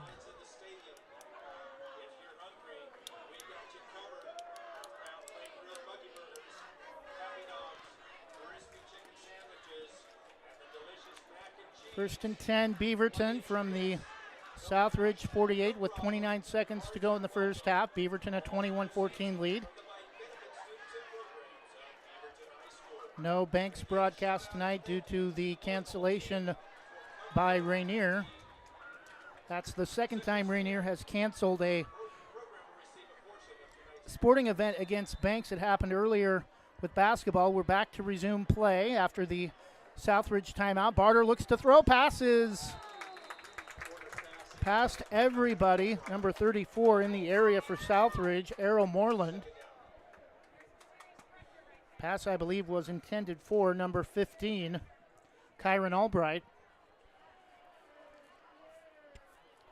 Incompletion stops the clock. Took only 5 seconds off, 24 seconds. Second down and 10. Yeah, it seems Beaverton's key receiver, number 15. Oh, go ahead, Trevor. Barter out of the shotgun, jumping and making the catch, getting out of bounds quickly for another 10-yard gain to the 38. Again is Albright. Go ahead, Jonathan. And he wears number 15. He's one of their key receivers here for Beaverton, and the same number as the number 15 we also know who's a key wide receiver. 19 seconds left in the first half. First and 10 from the 38. Of course, I'm speaking of Aaron Brown for Banks. A lot of similarities in this game with Cypress Albright for Southridge and Jamar Flippin. Pass is thrown and caught down near the 5. Kyron Albright making the catch, and timeout quickly called by Beaverton with 13 seconds left. I said earlier, just as Beaverton was starting this drive, about bartering touchdowns, with Barter at the quarterback position for Beaverton, and the Beavers hoping to get 7 back here before the end of the half that they just gave up a moment ago. Well, Border doing a great job that time, just reading his checkdowns there and going and seeing his man right there along the sidelines. I think they tried to get out of bounds there so they didn't have to burn a timeout, but they ended up using the timeout right away anyways. They want to utilize every bit of that 13 seconds left before halftime. We'll keep things here as we will go to the break in just a couple of moments at halftime. 21-14 Beavers with a 7-point lead. Beaverton 1-2 with a lone win over West Albany. Aloha. Oh, okay, that's right. They beat Aloha 41-18. Oh, Southridge lost to West Albany, right? Southridge lost to Pendleton, and Barter to throw, left corner of the end zone, and too short, intended for Albright again with 9 seconds left. Southridge lost to Pendleton and Friends, Sunset, and Roseburg. I don't know where I got West Albany from. I thought I heard you mention West Albany. Beaverton lost Okay. season opener to West Albany, 21-17. Okay. But it is Metro League, back to Metro League for both teams. And we have a flag on the near side against Beaverton, apparently. This is the third straight game here at home for Beaverton. They'll be out on the road for the next two. Mountainside next week, another rival game up on top of Cooper Mountain, and then it's at Jesuit. That's a 5-yard penalty. So 9 seconds left for Barter and the Beaverton offense. 9 seconds left in the half. See if they just throw it up to the end zone for maybe Gonzalez again. 5 receivers for Barter. And, ooh, very beautiful defensive play from number 21, Ryan. Actually, number 21, do not see number 21 on the roster. Oh, it's 27 for Southridge. That's Lester Macarenas. Was trying not to call him the Macarena guy. And another timeout, Beaverton trying to get one final heave into the end zone before we head to the half. Well, that last play, I did get the right name right. It was a heave up, and it was for Gonzalez, the intended receiver, but this time it's right in the middle of the end zone. And actually, he found him. He had him, but a great play to kind of step by Macarenas to step around and to knock the ball away. It was there. It was on target, but just great defensive play. And so Beaverton will they're diagramming a play up right now, trying to see what they've ran, what's worked so far, what hasn't worked, and see what they want to do here on this 2nd and 15 play with 3 seconds to go. Barter again with brings 4 receivers to the line, but I would not be surprised if we see 5. No, they're going to give it to whistles and another flag. Timeout. Movement? Okay. Southbridge took their last timeout. So there will be no more timeouts. Both teams have used all of their timeouts here in the first half. This last 13 seconds seems like it's taken about 10 minutes with all the timeouts and the 5-yard penalty and the incompletions. It's a cat and mouse matchup right now for sure. Both teams going back and forth, like what they want to do, and at that point it's a situation where Tigard Southridge looking what are they going to come out with, and like, okay, now we want to call a timeout. We want to talk about what are we going to counter with. Southridge, one of the 10 newest schools in the state, Southridge and Westview, also both part of the Metro League. And now Beaverton is going to attempt looks like about a 40-yard field goal. Snap is down. The kick is wide to the right, no good. And Skyview holds to close out the half. And at halftime, it's Beaverton 21 and the Southridge Skyhawks 14. We'll take a 2-minute break and break things down from the first half when we return. That was, I believe, Brian Fuentes who North Plains Chamber of Commerce invites you to check out Oregon Coffee Roaster. Based in the Portland foothills, this wholesale roaster has decades of experience offering quality Arabica coffee and loose leaf tea to businesses. Whether you're a business customer interested in a bulk order of 10 pounds or more, or a residential customer interested in smaller quantities, contact them today for your coffee needs. Call 503-647-5102 or visit their website, OregonCoffee.com.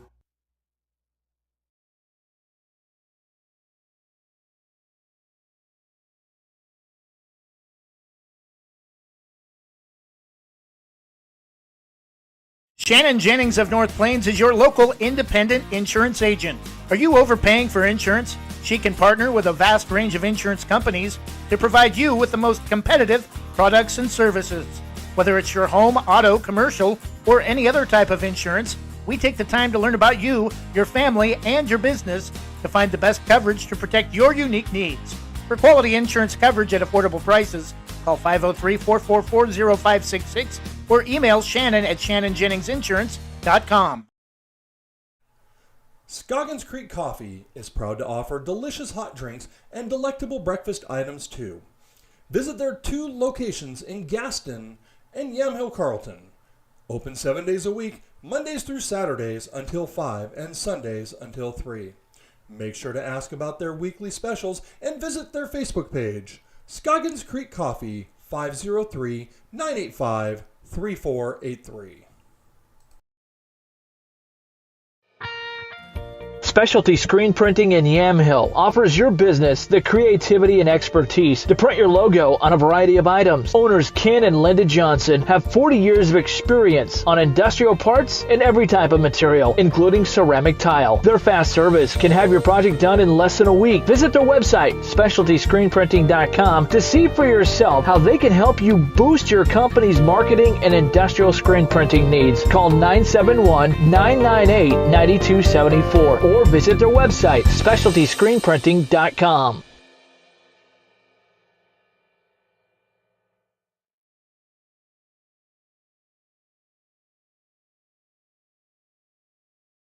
And we're back. Beaverton with a touchdown lead, 21-14 for their homecoming against Southridge. And Beaverton getting on the board first with that 53-yard interception return for a touchdown from Kyron Albright, Jonathan.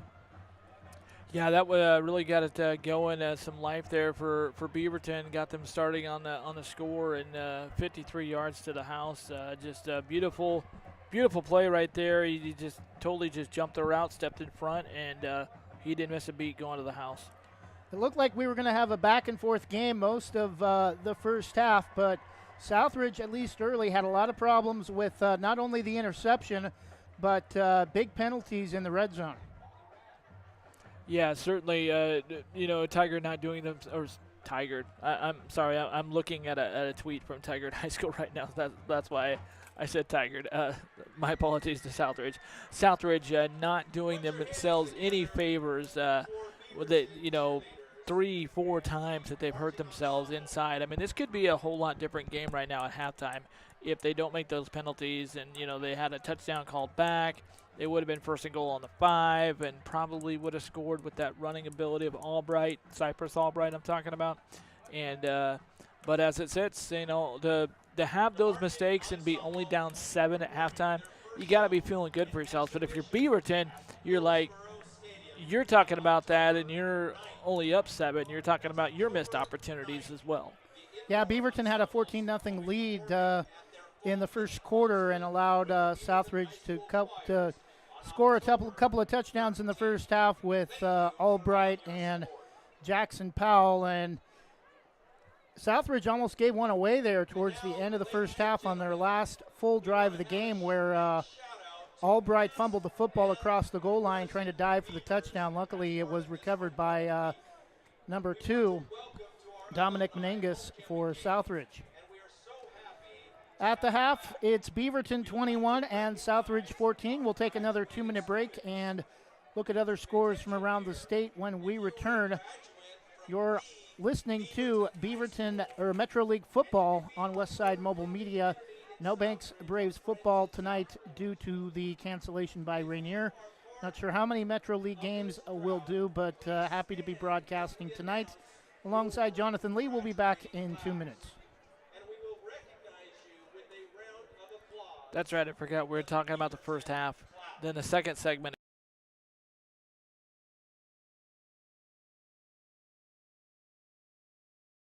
North Plains Chamber of Commerce invites you to Tenante's Pizza and Subs. Try one of the many specialty pizzas like the Mama Supremo or a delicious torpedo sub sandwich. Mention Westside Greatest Hits and save 10% off your order. Tenante's Pizza and Subs at the corner of Glencoe and Pacific and North Plains. Open 11 to 8:30 Monday through Saturday and Sunday 3 to 8 for carry-out and delivery. Visit the website Tenante'sPizzaandsubs.com or call 503-647-5761.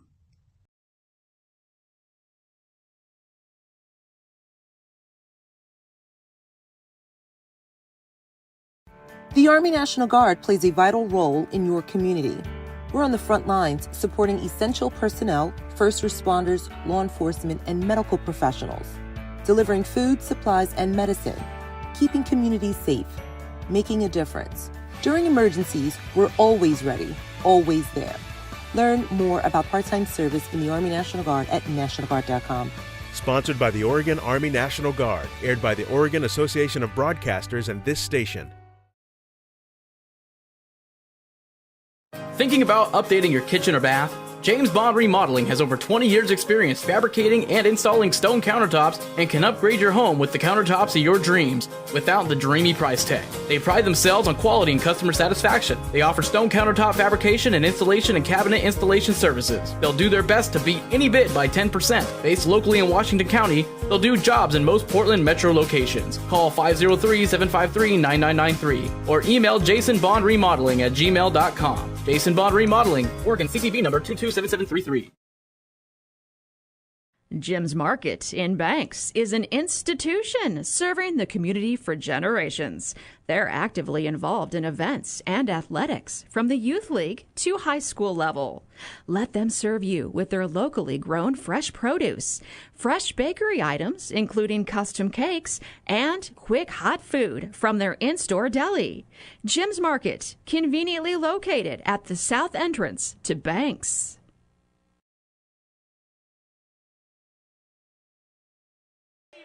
And we're back 21-14. Beavers with a touchdown lead. 8 minutes to go before the start of the third quarter. Send it over to Jonathan Lee with a look at scores from around the state. Yeah, I want to thank our friends over at Wana Credit Union. Always great sponsoring our halftime scoreboard this season.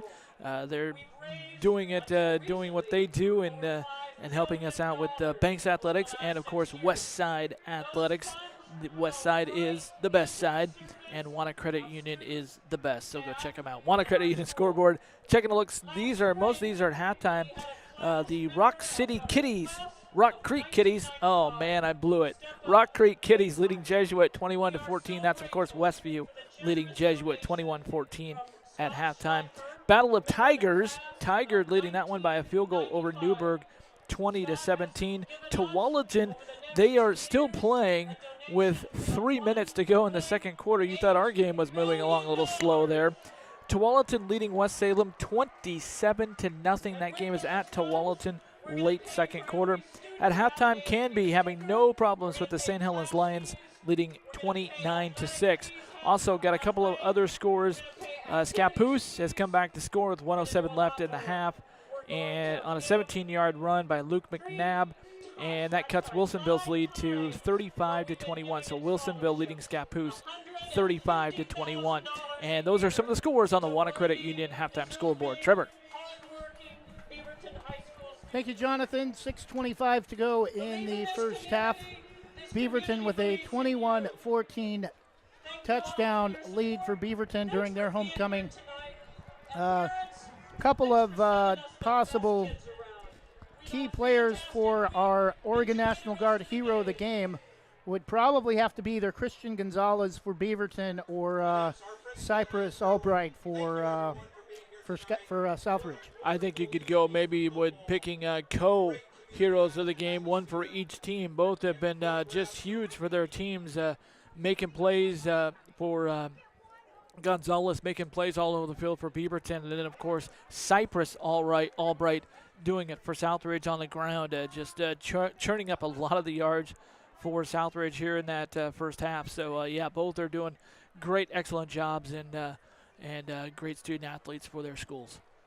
We'll take another 2-minute break, and when we come back, we'll talk about hopefully being back to 4A District 1 football next week and take a look at the schedule for the Banks Braves next week. At the half, it's Beaverton 21 and Southridge 14. We'll be back in 2 minutes. Thinking about buying or selling a home? Sarah Hesselman, Realtor with Keller Williams Realty, will help you with your real estate needs. Call 503-313-0748 or email Sarah at sarahhesselman.com. Serving your community daily and proud to support the starting lineup of your Banks Braves. Sarah Hesselman, Realtor with Keller Williams Realty. Call 503-313-0748. Small businesses represent so much more than the uniqueness of our area and the personality of our communities. Local business also represents the hard work and history of the places we live, which is why Wana Credit Union is staying open, so that your business can stay open too. Wana Credit Union offers all types of commercial lending options, including business credit cards, vehicle and equipment loans, small business lines of credit, and more. Stop by a branch, reach out to our commercial team, or check out wanafcu.org to open your doors and keep them open so that your business thrives for years to come. Wana Credit Union is federally insured by the NCUA. Rankings are important numbers in determining Oregon high school playoffs. So are rankings when choosing a lender to help you with purchasing or refinancing your home. Our local community home loan expert, Christy Van Meter at Caliber Home Loans, is ready to help you win the day. Call Christy today for all of your home loan needs at 503-327-5302 or caliberhomeloans.com/kvanmeter. Christy Van Meter, NMLS number 1700271, state licensed in Oregon, an equal housing lender. All products are subject to credit and property approval. Proudly serving our neighbors in Washington County since 1946, LaHaye's is your destination for locally made Letterman's jackets, custom embroidery for business apparel or a unique gift, and scouting uniforms and supplies. LaHaye's is on the corner of 3rd and Main in historic downtown Hillsboro. Open Wednesday through Friday, 10 to 6, Saturday, 10 to 4, and anytime online at lahays.com or call us at 503-648-2341.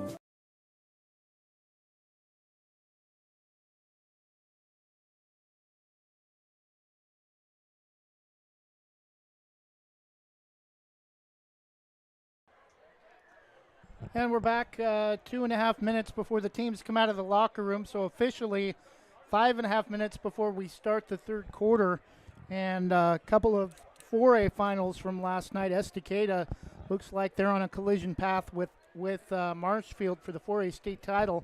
They go on the road and clobber LeGrand 44-14. Seaside and Malala has been canceled. And Cascade also looks to be a possible top 4. They are a top 4 team right now, but definitely look to be a semifinal contender after blowing out Tillamook at home 62-20. Next week, hopefully, we'll return to 4A District 1 broadcasts as Banks is scheduled to travel to Astoria to take on the Fishermen, a place we have not been yet. I have not been yet in 7 years of broadcasting at Banks High School, despite Astoria being a league opponent. Looking forward to checking out their beautiful, somewhat new facility as Banks, Seaside, Astoria, and possibly Tillamook look to be the front runners in the Coapa League. Milwaukee also improved this year, but they've battled the schedule like Banks is starting to have an issue with more than anything else. Only playing 3 games and having to schedule about 5 or 6 times to get 3 games in as Southridge comes back onto the field with Beaverton. And Milwaukee actually did have to, one of those rescheduling late this week, another rescheduling. They're playing at, or they're hosting Roosevelt tonight. So another playing up for them. Of course, Milwaukee, they were formerly a 5A school, so 5A, 6A kind of bouncing around there. And so they're playing the 6A Roosevelt Rough Riders at Milwaukee, and we have not been able to see a score from that game. And if you look at strength of schedule for Milwaukee, I think everybody they've played has either been a 5A or 6A team in non-league. Couple of other 6A scores as well, a couple of finals to report. Jefferson has beaten Lincoln tonight in downtown Portland, Northeast Portland, 34-14, the final there. Jefferson 34, Lincoln 14. And a score from the 5A ranks, Silverton beats Dallas 42-7. A couple of volleyball scores from earlier in the week. Banks splits their first two matches to start Coapa League play, sweeping Astoria on Tuesday night at home, and then getting swept by Valley Catholic, able to score 21 points in the final set, but that's as close as they were able to get as Banks falls to 1-1 in Coapa League play and is 2-9 overall. Their only non-league win came at home against Warrenton last week. Jonathan? Well, I don't know if you all happened to see it. It came out today, actually, released. Jeffrey C. Arnold, a good sports writer from one of the few good ones around, but he came out with the news on Oregon Live about we are going to get some national exposure for Oregon high school football come the end of October. Mark your calendars for Halloween weekend,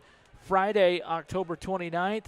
The game featuring Central Catholic and the Clackamas Cavaliers is going to be on ESPNU at 7 o'clock. National coverage for the state of Oregon. That is great for all of us here in the state.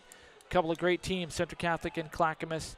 Don't want to miss that. Of course, we'll all want to be supporting our schools on that night, so that's why I say set your DVRs, go watch your games, then come home and watch Clackamas and Central Catholic do battle on October 29th, 7 o'clock on ESPNU. I'm pretty sure, Jonathan, that's the last week of the regular schedule for regular season for the Banks Braves. Banks at Astoria next week, at Valley Catholic the following week, and then the last three games at home against Seaside, Tillamook, and Milwaukee before what I'm sure will be another playoff return by the Banks Braves. Playoffs will be handled a little bit differently this year in 4A, with three teams advancing out of the Coapa League or 4A District 1. Right now, those three teams look to be Banks, and then it could be any combination of Seaside, Milwaukee, Astoria, and Tillamook, as there will be no play-in round for high school football this year, as in years past, just a 4-round system with the first round, the quarterfinals, the semifinals, and then the finals, which normally occur around Thanksgiving weekend. Just about set to start the third quarter. Beaverton will receive the second half kickoff, 25 seconds left. Southridge getting it teed up.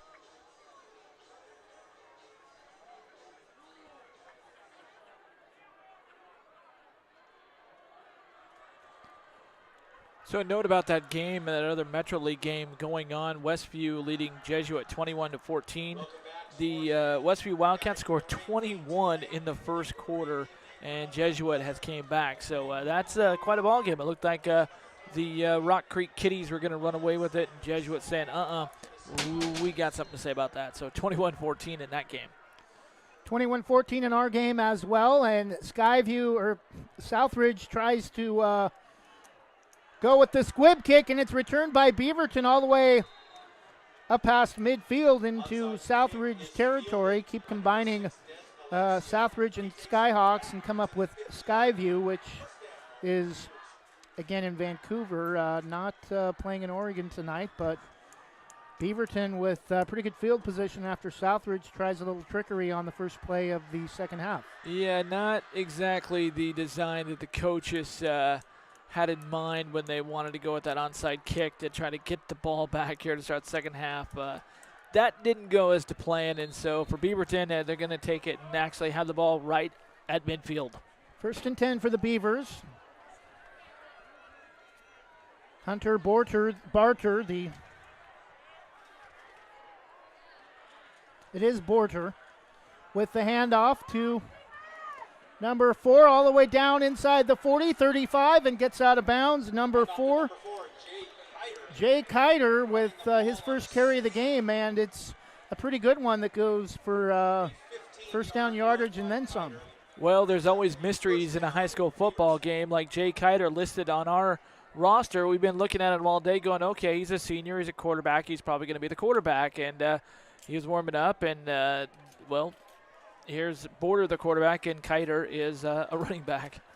Again, the handoff to Kiter, far side, and gets up inside the 35 to about the 33. Gain of 14 on the last play. Much better job by Southridge tackling this time after a short gain inside the 35 to the 34. Got to say, Jay Kiter, a very nice young man, was down on the field on the Beaverton sideline before the game. Got the chance to chat with him a little bit. And very nice. Very all of the Beaverton players I spoke with were very kind, very respectful. First drive of the second half. Beaverton goes to the air and is for a touchdown to Christian Gonzalez. Christian Gonzalez, he is gonzo into the end zone touchdown. And that is how you want to start the second half for the Beaverton Beavers. But this is not uncharted territory, Trevor, because last week, going to bring up some painful memories here for Beaverton fans. They actually scored 4 touchdowns in a 6-touchdown quarter against Glencoe. 4 for Beaverton, 2 for Glencoe, but they still lost 50-49. So we know they can put up points, but this is what I'm talking about. Key to their winning, they got to put the hammer down and not let Southridge get an opportunity to think we can be in the ball game. A short 4 or 5 play drive that took under a minute, and the extra point from Vogelsang is good, and it's 28-14. Beaverton, 11:09 to go in the third quarter. We'll take a 30-second break and be back in just a moment.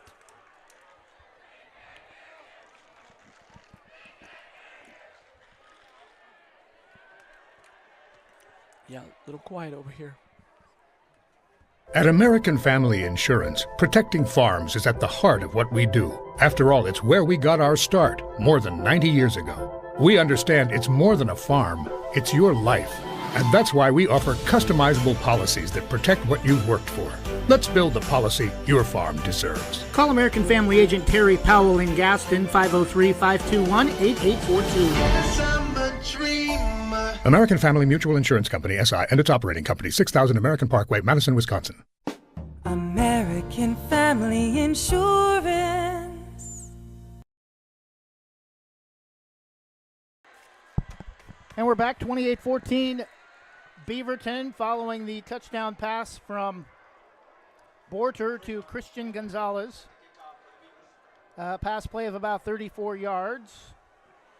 Kick from Beaverton is going to go out of bounds barely near the goal line, and it's going to come out to the 35 after the illegal procedure penalty.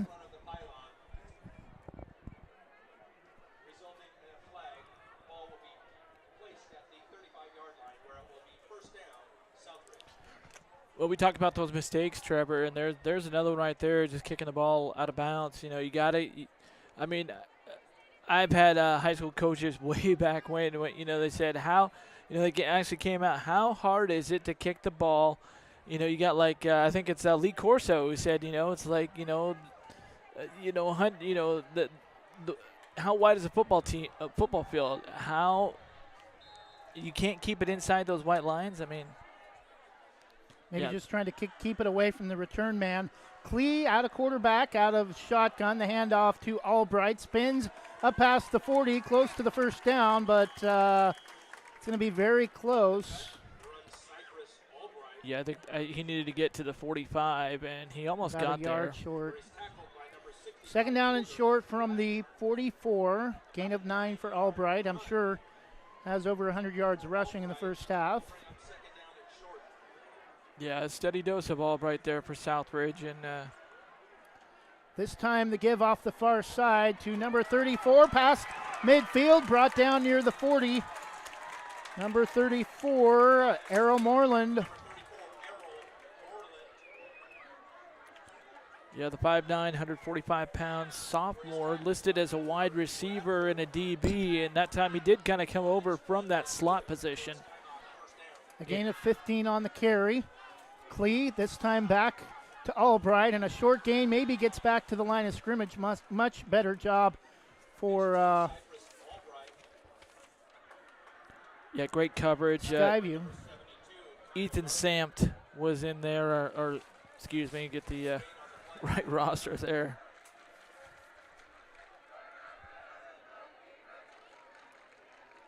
Bradford Porter was in there to right there on the spot to knock him. Second down and 10, officially no gain. Klee looks to throw, pass is thrown in. Probably should have been caught despite being sandwiched in by a couple of defenders. Pass was intended for Menengas, and it's going to be third down following the incompletion. Southridge has not had a lot of success throwing the football tonight. Yeah, that was a real risky throw that time by the quarterback there. Throwing into triple coverage right there, just a trio of Beaverton Beavers, and fortunately for Southridge, the ball falls incomplete. 9:48 to go in the third quarter. Beaverton 28, Southridge 14.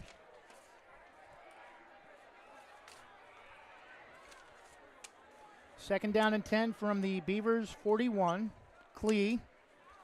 4 receivers set, trips off set to the near side. The give, and Beaverton trying to strip the ball out late. Yeah, but Cypress Albright doing a great job of hanging on the football as he went right through. In fact, I actually did watch. He closed it down with 2 hands, just like you're taught in the Pee Wee leagues. And so doing a great job of tucking it inside and running right up the middle. 4th and 5 after a gain of 5 from Albright. Southridge down 2 touchdowns. Will go for it on 4th and 5.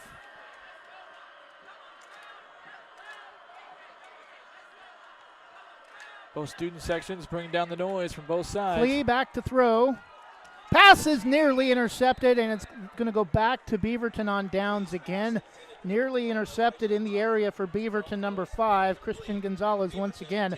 Both sides of the football, he's having a big night. Yeah, the linebacker was coming in there too, and I thought for a second there that he actually did, because he kind of jolted in there right at the last second, and he was just a little bit too late getting over to the football. And but a great play by the defense to basically block all the receivers, and they're going to get the football back and try to go down and score another touchdown and put this game away a little bit. Exactly 9 minutes to go in the third quarter. Beaverton with the football at their own 36. Toss sweep off the far side to number 4 for a first down up to the 45, close to the 46. That's Jake Kiter. Jake Kiter. It's going to be about a half yard short. Need to get to the 46, so call it a long, actually a long yard and a half. And pass is intercepted, poorly thrown, beautifully thrown, but poor decision by Border. And just when Southridge needed a turnover to get the ball back after a... Yeah, Tucker Elisha just jumped right in front of that pass and did a great job, great read on the ball that time, and intercepted it for Southridge. And now the Skyhawks take it right back. I could read that from up here. If he was going that direction with the throw, it was going to be picked. And Southridge has the ball back, 1st and 10 from the Beaverton 32 after they had the ball down here a moment ago and gave it up on 4th down. Klee, the give again to Albright. No, he's going to keep it in the backfield. Slips a tackle and is lucky to get anything out of it. Looked like it was going to be a loss of about 5 and winds up picking up about 2 or 3 on a play that broke down that turned into a keeper off the far side. Yeah, they're going to give him 3 yards, marking it at the 28-yard line. Is where 29 according to the 29 on the scoreboard, but the mark from the officials on the 28-yard line.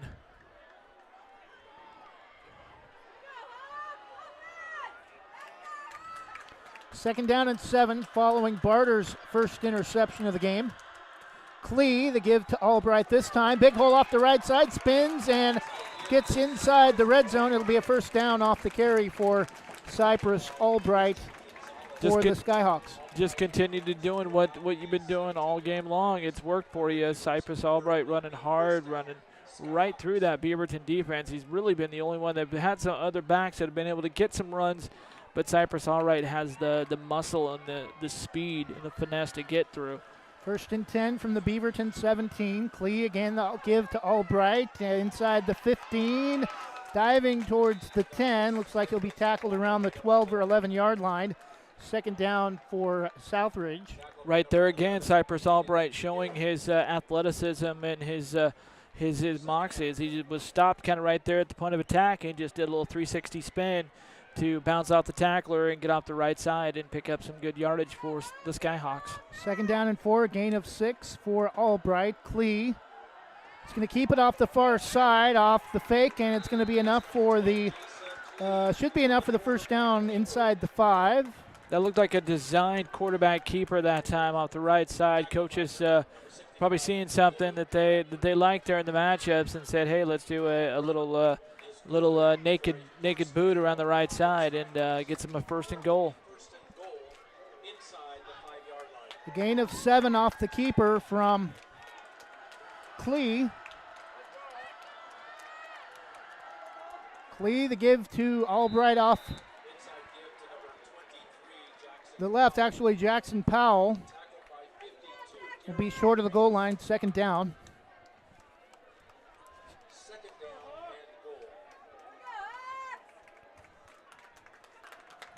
Southridge looking to pull back within a touchdown. Nearing 6 minutes to go, and inside for the touchdown, I think, is Jackson Powell, number Cypress Albright. Okay. Cypress Albright, number 20. No, Albright just came onto the field. Was it number 4?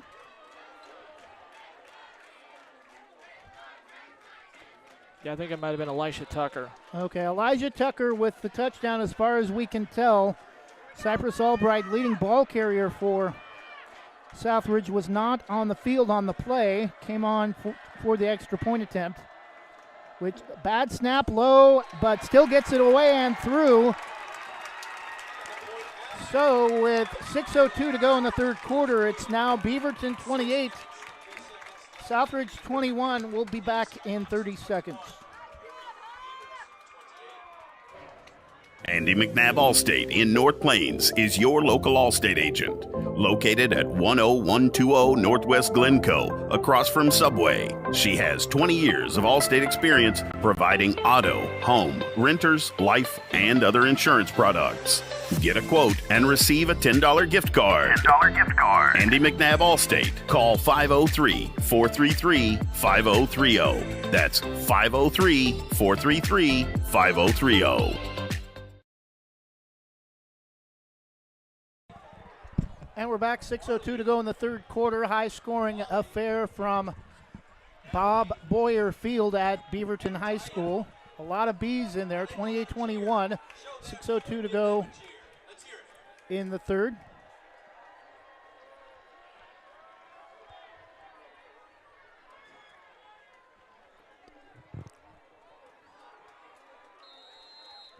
Beaverton's kick returner standing on his 10-yard line.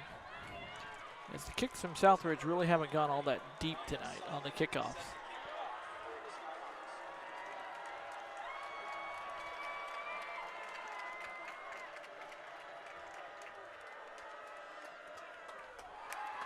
And high again, not very deep as you mentioned, taken at the 20, pitched back to number 15, Albright. Nearly looked like a clothesline possibly. Yep, flag comes out late.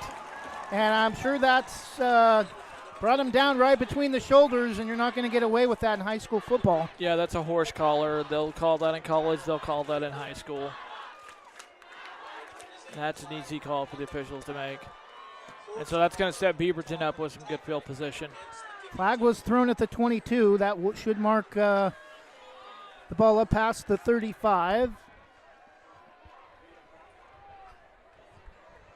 That's a safety rule that they put in right there. Can do some serious injuries. You can break a neck or do some spinal damage with that sort of tackle. The ball is marked at the 37 for the Beavers. Clock inside 6 minutes for the 3rd quarter. Beaverton showing kind of a pistol look here. Borter and the give to Kiter up the middle, has some room up past the 45 to the 46. It'll be about a yard short of the first down, but a good give to the other quarterback, Kiter. Two quarterbacks in the last couple of drives offensively for Beaverton. Yeah, going to put it just past the 45-yard line.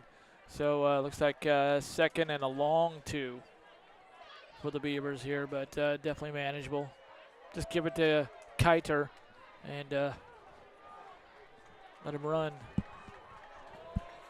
Second down and 2 from the 45, and that's another flag. That's exactly what they did. They give it to Kiter going off the left side, but that time Southridge knew, just like we called it, Southridge called it, and they were right there behind the line to knock him backwards, not let him get any yardage, but we'll see what the flag is. Indication is against Southridge. Face mask against the Skyhawks, so that will give Beaverton the first down and take away the positive defensive play for Southridge. Add that to the ever-growing list of mistakes for Southridge, and another break for the Beavers as they're going to get the first down, a new set of downs on the penalty. First and 10 from midfield for the Beavers. 5 minutes to go in the third, a 28-21 lead. Homecoming for Beaverton against the Southridge Skyhawks. Play action over the middle, caught. Making a move to the near side is Albright down the near side, and knocked out of bounds inside the 10. But Beaverton knocking on the door with 4s on the timer, 28-21.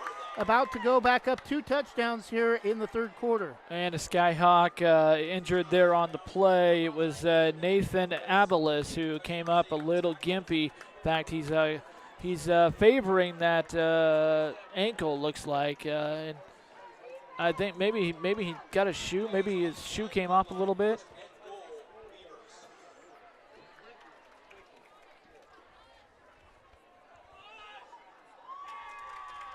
Great pass play by the Beavers that time as Borcher found his man right over the middle. That was Kyron Albright. Yeah, Albright just right there, sort of camping out. He was wide open, and then he just cut to the sidelines and got some big-time yardage. And Beaverton, let's see if they can finally capitalize here on another great play that gets them down in the red zone.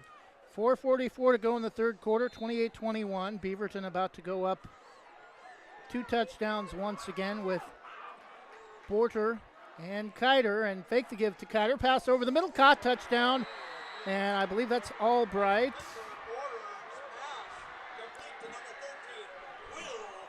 Wide open, and this time for Beaverton making the catch right over the middle is Will Brown, the 5'10 junior receiver DB. He just came right over, a little slant route to the middle, and he was wide open. That's the thing I'm seeing is Southridge is doing that time and time again. They just haven't figured that out. Why they can't figure that out, I don't know. But Beaverton just exploiting that middle. Extra point attempt for Vogelsong is good, and with 4:40 to go, Beaverton is in fact up 2 touchdowns.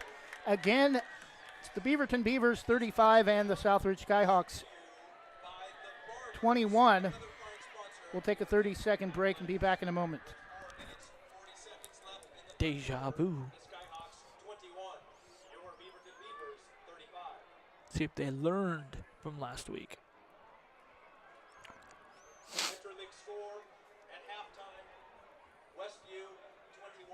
Banks Post newspaper is the official news provider of West Side's greatest hits. Listen hourly for West Side news from the Banks Post newsroom.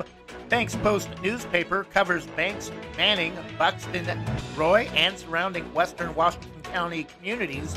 If you'd like more information on the Banks Post or want to pick up a copy, visit a local business today. You can also visit their website at bankspost.com or their Facebook page, Banks Post.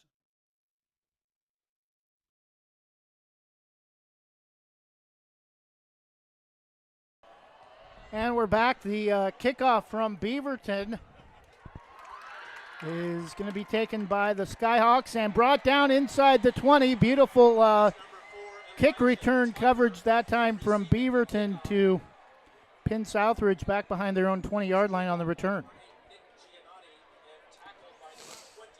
Hunter Borter, the quarterback for Beaverton, not Barter.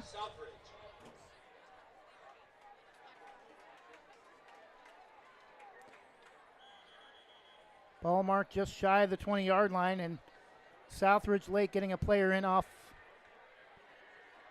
the bench. Well, we have a break in the action. Just pass along this score, Trevor. After 3 quarters, West Lynn leading Camas 24-14. This is like the 3rd Oregon school that the Camas Papermakers have played this season. Timeout Southridge. 4:34 to go in the third quarter. Beaverton 35, Southridge 21. They'll have the ball 1st and 10 following the touchdown kickoff from Beaverton when we return from this 32nd Terry Powell American Family Insurance timeout. In times of financial uncertainty, how can you stay on track? Call on someone who's invested in your success. I'm Chris Recheck, your Forest Grove Edward Jones financial advisor. At Edward Jones, we believe in building a complete picture of your financial life, including your goals and passions, so we can help you work toward achieving what's most important to you. Call me at 503-359-4092 or visit edwardjones.com to get started today. Edward Jones, member SIPC.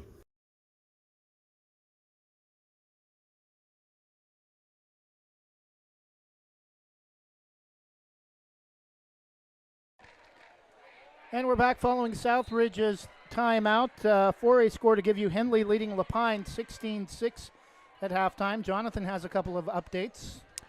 Yeah, we got at the end of the 3rd quarter. Well, let me find it again, Trevor. Clee, a short pass over the middle, caught by Meningas for a gain of about 3 or 4 yards. It'll be 2nd down.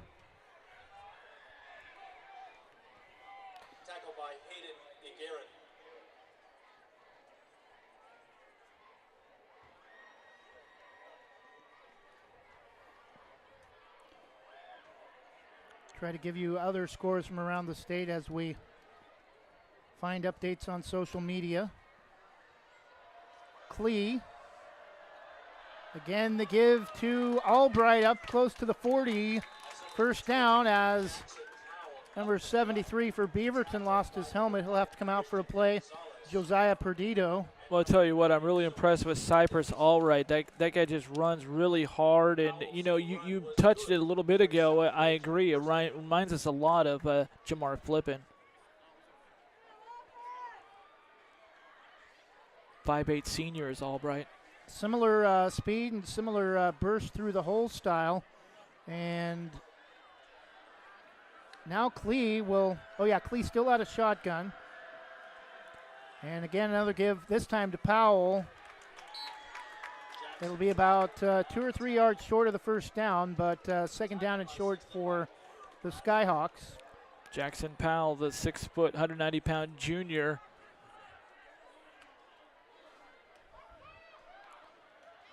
Again, the give to Powell, up past midfield, diving forward close to the 45 for another 1st down. Picks up about 14 on the carry, needed 7 on 2nd down and short.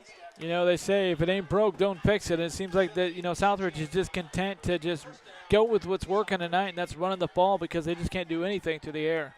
Clee goes quickly again, another handoff to Powell, another big gain. We have lost the fumble late, and Beaverton says they have it. And I think they do. Their student section, their crowd says they do.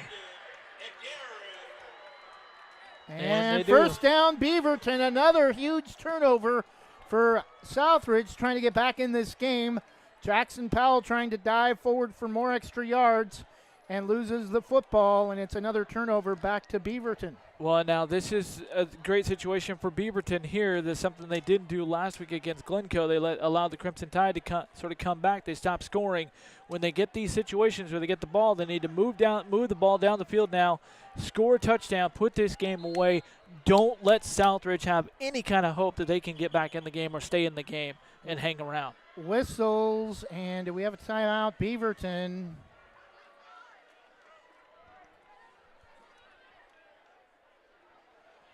Somebody called a timeout. Yeah, I think that I have not heard anything from up top, but I think it's a timeout Beaverton based on the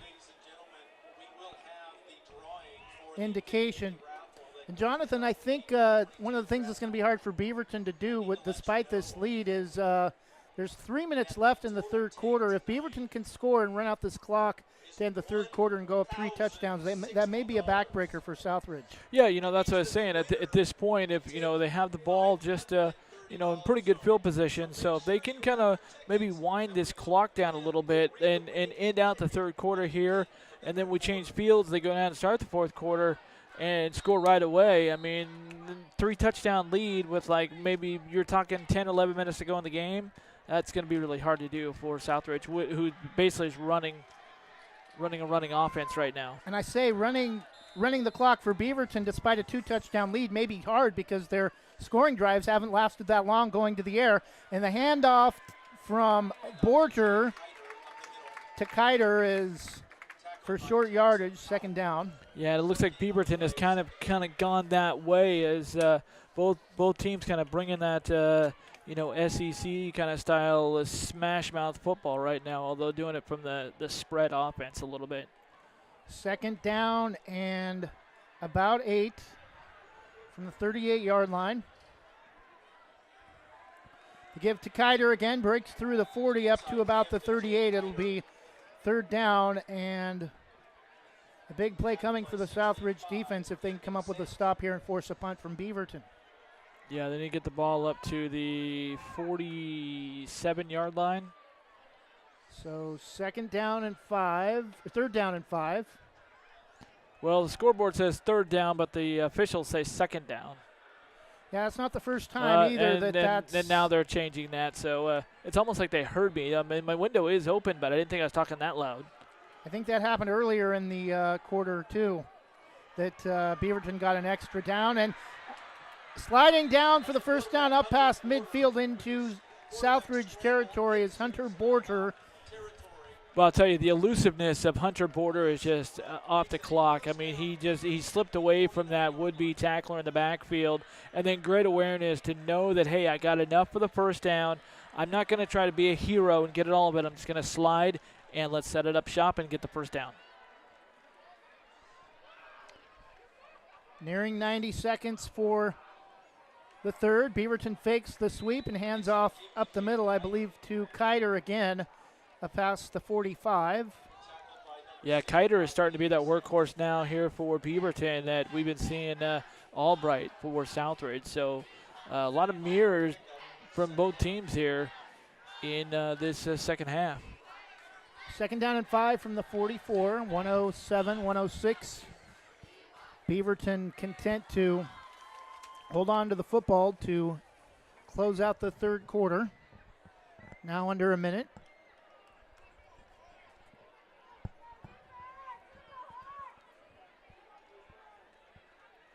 Borger back to throw, underthrown intended for number 22, Ethan Engstrom. Yeah, he was kind of backpedaling, Border was that time, because he did have a little bit of heat coming at him, and I think he just kind of, I think he had more time than he thought he had. He was just trying to get rid of it and just kind of short-armed it to the receiver right there. Third down and 5 from the 44.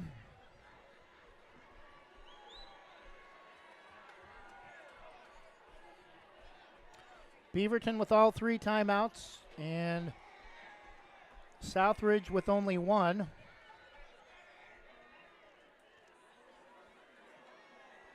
Borger out of shotgun.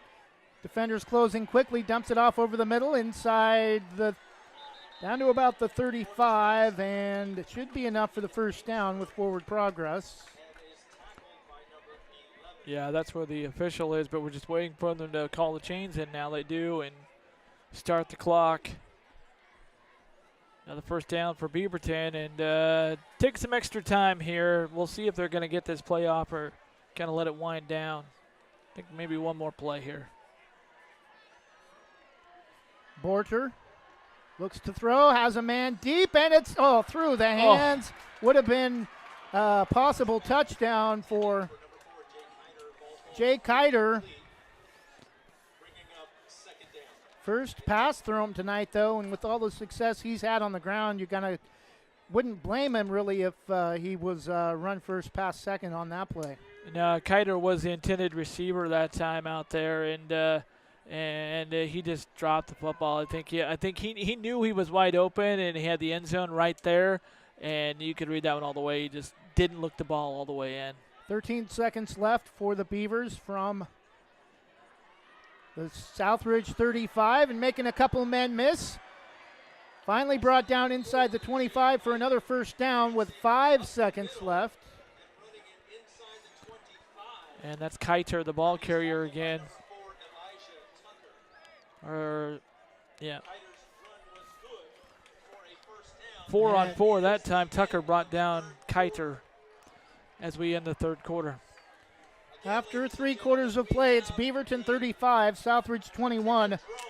We'll take a 30-second break.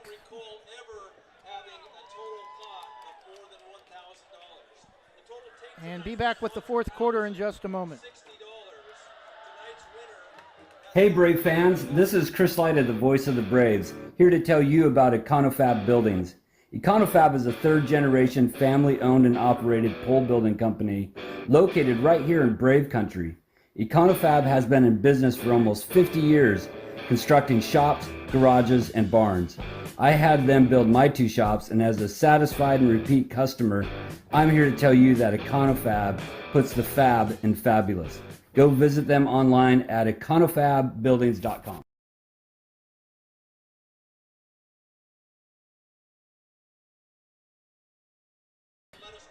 (35-21), Beaverton a 2-touchdown lead as we start the fourth quarter.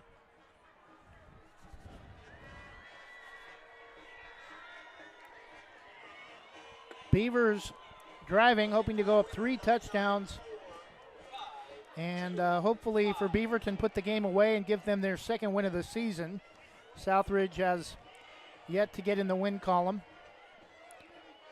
It's really nice to have a game, Trevor, that you don't have the wind blowing all your papers all the way around and blowing clipboards into fans in the back of fans. I don't know if that guy down there at Hidden Valley is listening. It's like, boy, you really take a beating. Give to Kiter up the middle. Will dive forward close to the 20. It'll be second down and about 7. I think they'll mark it out the 21. Yeah, Jonathan, I think the fans at Hidden Valley last week getting the clipboard blown into their back, and the extra point attempt after the third touchdown that got blown away, and the patriotism too shown by Hidden Valley with their mascot being the Mustangs and the flags on the field, as Border throws another first down strike inside the 5. I think that may have been to Kiter. No, it's Gonzalez again, our Oregon National Guard hero of the game. Yeah, that was just a perfectly thrown ball right where it needed to be, just right over the middle as you called it, and just great catch that time, and sets him up. The ball now is actually on the line where they mark it for an extra point, so it's inside the 5-yard line for Beaverton right here. First and goal from the 3, under 11 minutes. Beaverton takes their time getting that play called in from the sidelines. Want to make sure they go over every angle. Whistles and a flag.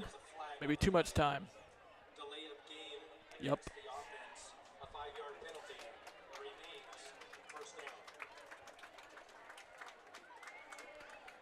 You know, there's some high schools, I think they even do it in Washington now, where they actually will have the play clock that'll actually be either on the scoreboard or they'll put it in the end zones. And I think it's just a matter with the schools, do you want to really put up the money to get that? It's kind of an unnecessary expense. I mean, that's really for the fans, but, you know, you can do that, but the white hat keeps the count anyways. If Beaverton scores here and goes up 3 scores with less than 11 minutes left, are you ready to call the game as Border keeps and goes inside? Might even lose a couple yards. With the way Southridge threw the ball in the first half and the interceptions, Do you think Southridge has the ability to come back with that much time left, needing to go to the air to try to come back from what could be a 3-touchdown deficit? Well, it's high school football, so anything's possible, but it would certainly be tough. I'm not going to, write it off and say, oh, there's no chance. I'm not going to do that, but it would be tough. It would be an uphill battle for sure. There'd be some breathing room. Border with Kiter, the lone back, to his left. Border back to throw. Pass is tipped, and is it caught in the right corner of the end zone? It is. It is. Border's pass complete to number 11, Hayden Iguerin. Touchdown, Beavers. Touchdown, Hayden Iguerin, the 6'1 senior, sort of in the corner of the end zone. He was just ran his route that time. Looked like a little bubble, out route over there in the corner. And great play call right there. It took him long enough to get it in there, but a great play call. And 6 more points for Beaverton. Last week, Beaverton put up 49 on the board in a loss, and the extra point is good to make the score now 42-21 Beaverton over Southridge. We'll take a 30-second break. 9:42 to go in the game. Beaverton with a 3-touchdown lead.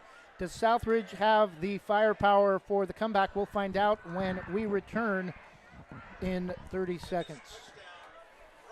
Visit Main Street Pizza in Banks, located next to Jim's Market, for the best pizza in Washington County. From loaded hot baked subs to a Main Street special pizza piled high, we will satisfy your pizza cravings. We've been serving and supporting the Banks community since 1986. Open daily at 11 a.m. Call ahead now to place your order at 503-324-5858 or follow us on Facebook to see our daily lunch specials. Mention this radio ad and receive $2 off any Main Street pizza.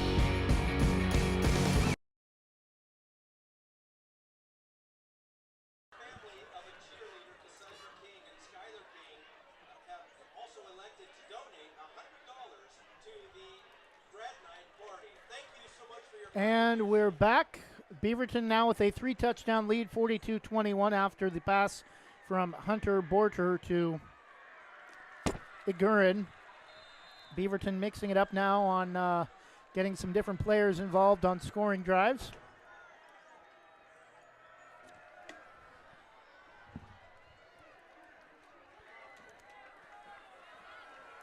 And making the return for Southridge for the Skyhawks. Number 4, Elijah Tucker.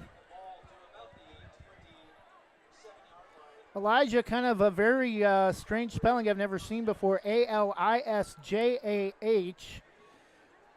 Start the game, I called him Alicia, which I'm sure he would not appreciate. I want to apologize for that.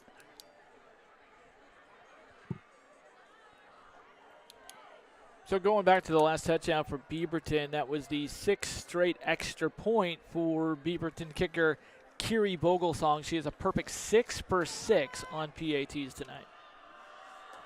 Perfect for the year as well. Plea for receiver set. Looks to throw and is over the intended receiver, number 22. A couple of Beavers in the area intended for.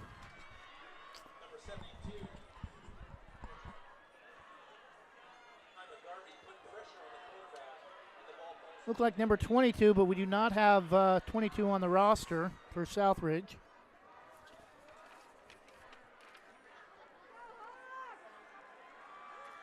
There's always one in every game, isn't there? Please, 2nd down and 10 from his own 27, down 3 scores, and the give to Albright. It stood up immediately. He sort of got through the line there, but then right at the last second, he was just stood right up, and he was there. Beaverton is doing a great job now, just sort of standing their ground, and it's like, all right, you ran over us all game long, but now we're going to dig in, and we're not going to let you get much. And Beaverton's done a lot better job in the second half overall, I think, of containing Albright to not pick up those big first down yardage carries, as this time he gets up to the 40 for a first down. And we got some dirty laundry on the field.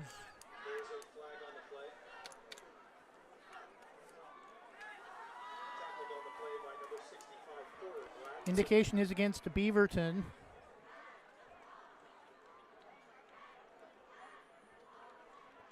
Illegal block below the knees, I think.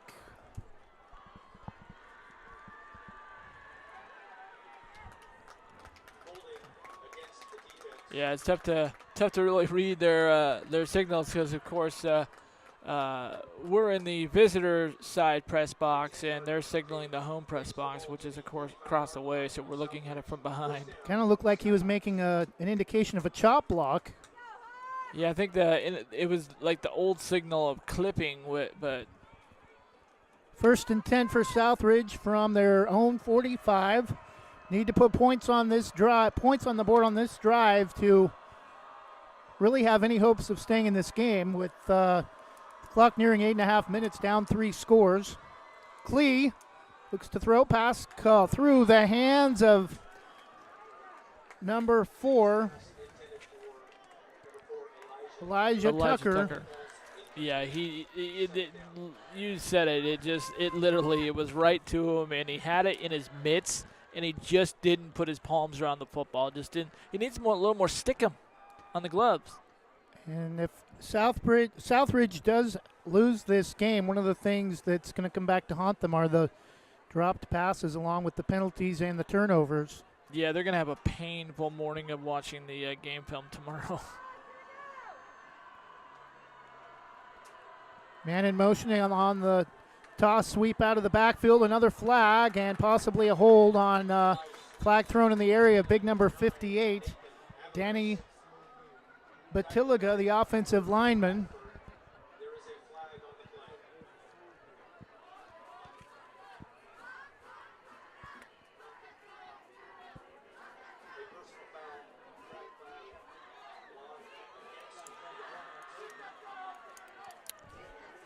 Personal foul against Southridge, so definitely not plays that you want to have happen when you're down 3 scores nearing the late stages of the game. Yeah, these penalties, I mean, they're starting to add up here, and like we don't have an official count on them, but I mean, I'm pretty sure I don't have enough fingers to count the number of penalties for Southridge. It's really going to be ugly when they look at the stats.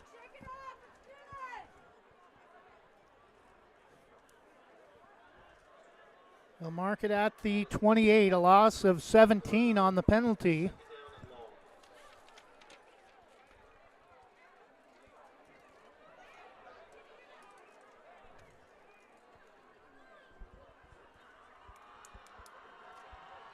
Beaverton really bringing pressure at the line. Klee, the handoff to Albright, gets up back to close to the 35.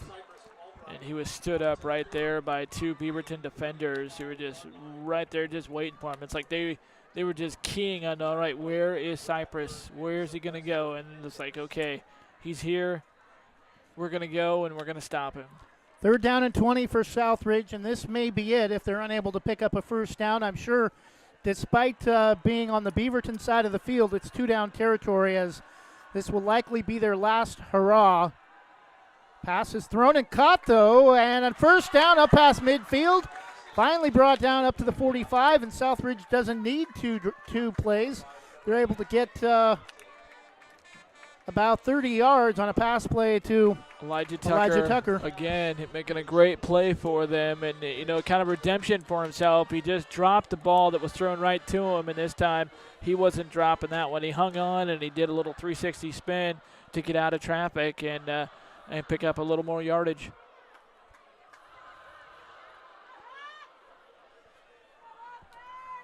Klee with Albright behind him out of the eye and gets a first down inside the 30.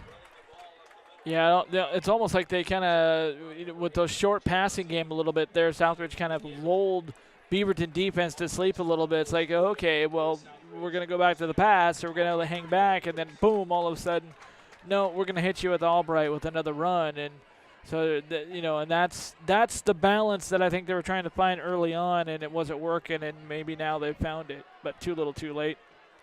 Klee throws, caught through the hands, and then caught by Menengus. Great job by Menengus to corral that ball and to sign him up for the circus. I mean, he bobbled that and hung on and had 3 defenders all around him. 6.5 minutes left. Southridge running out of time, down 3 scores, but just inside the red zone at the Beaverton 19. Klee turns and gives the ball to Powell off the far side, and boy, he was running with a second motor right there. He like had a full head of steam, and he was just like powered in like the 5th gear right there, and just kind of followed his blockers around the right side and went out of bounds down. Looks about the 4 or 5 yard line, 5 yard line, I think. Out of bounds. Jackson Pell on the carry inside the 5 for a first down. No. 3rd and 5. And the give to Jackson Powell up the middle. I think he's in. No indication yet. 3rd down. Actually, it will be a first down, but it'll be 1st and goal from the 1. And the give to Powell up the middle for the Southridge touchdown. 5:58 to go in the game. Southridge back within 2 scores, and we might see an onside kick here, down 2 touchdowns, just under 6 minutes left. Well, we did see an onside kick to start the second half, and we saw how that went. So if they do that, hopefully they'll Southridge will do a little bit better job of that onside kick.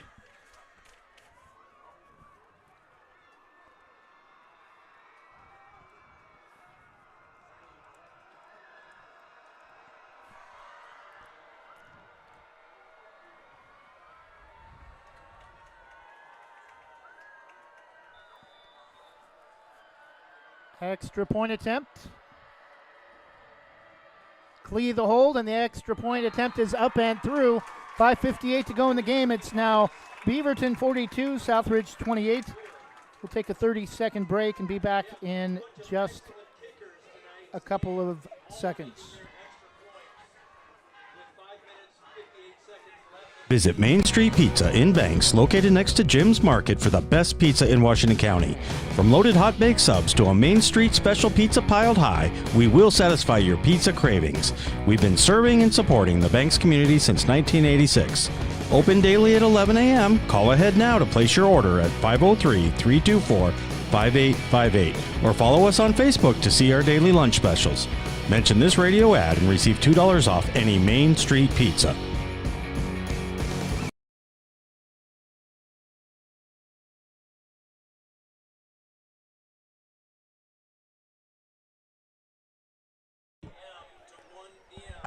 There will be a recycling electronics event. 42-28, Beaverton now back to just a 2-touchdown lead after the carry from Jackson Powell up the middle for the 1-yard touchdown run for Beaverton.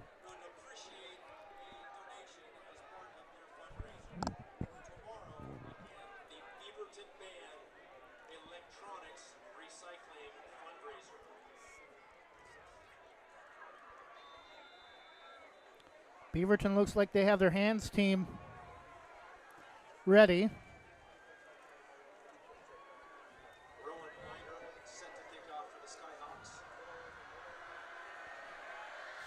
And pooch kick, and we have whistles and a timeout.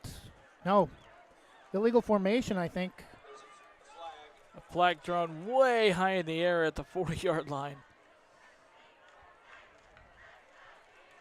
But offsides, Southridge. Getting a little antsy on that hands team.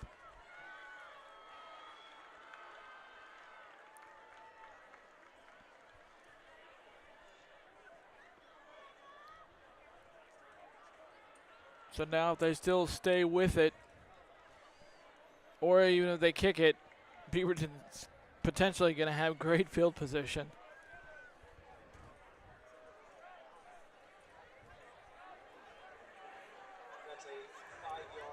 Going to kick this ball off from the 35. That's about where they kick it off from in college.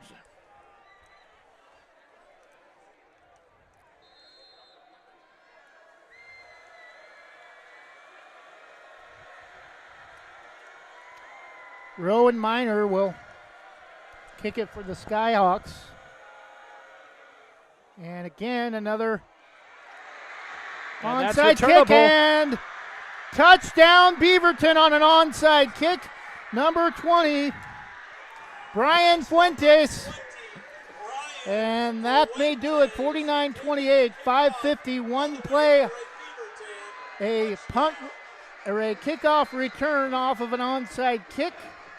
And Beaverton's back up 3 scores, and we have a player down for Southridge, number 11, not on the roster. You know, I saw Brian Fuentes before the game. He was warming up. He was at on the other side of the 45-yard line, kicking, practicing kickoffs. And now his first action of the night is a kickoff return on an onside kick. Have you ever seen that in your years calling football? No. Onside kick recovered by the defense and returned by the defense. And he just was just running out there full steam. It was in the air. He caught it right out of the air and he just ran it 50 yards or I think he caught that about the 40-yard line and he just ran it all the way. 40-yard run. Incredible. So not sure who number 11 is for Southridge, not listed on the roster, but not putting any weight on his left leg.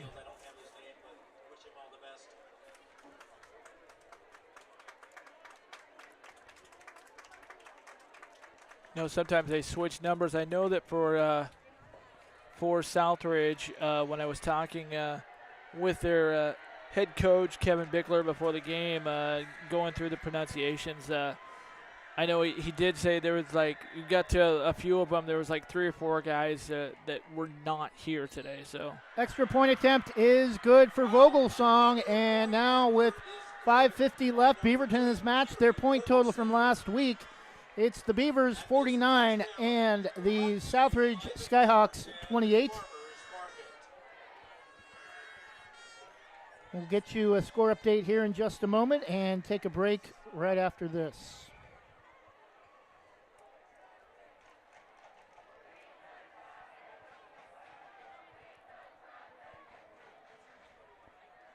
Ooh, I like that one.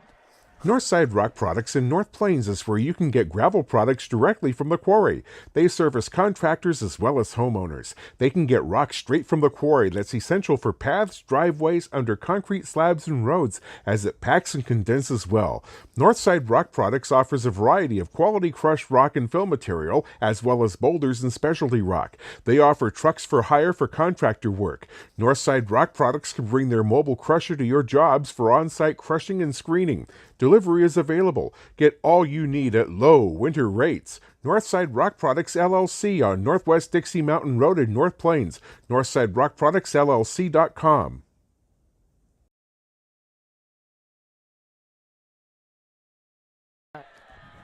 5:50 to go. Beaverton 49, Southridge 28, following the onside kick return for a touchdown from Brian Fuentes for Beaverton.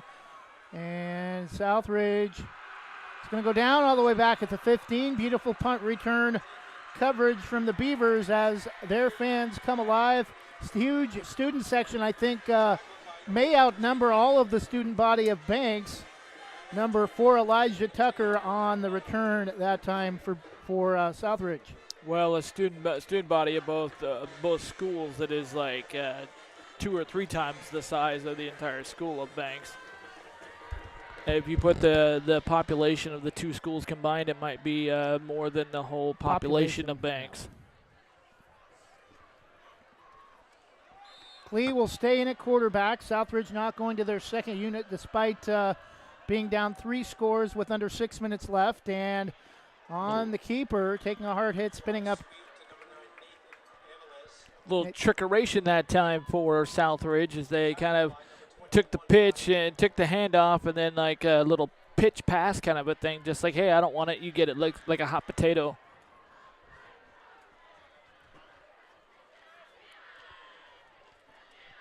Second down and 2 from the 25. Again, Albright spins up Past the 35 to the 36. First down stops the clock with 5:07 left. Well, I'm sure this was a while ago, but at halftime, Tualatin is all over West Salem, leading 34-0. And that's with a backup quarterback. Their starter went down last week, and so they had a backup at least in last week, and I would imagine he's in this week as well. Best backup in the state, you think?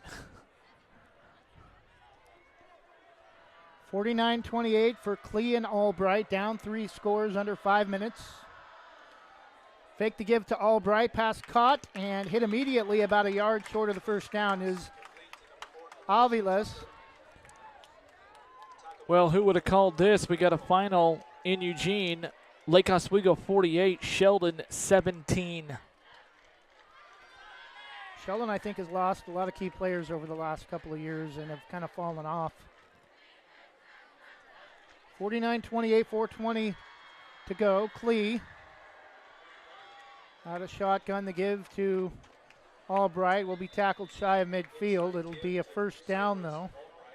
Well, I certainly hope that the Camas Papermakers don't have any more Oregon teams this season because they're going to be glad to be done. Final from Wilsonville High School. West Lynn 24, Camas 14. First and 10 for the Skyhawks from their own 49.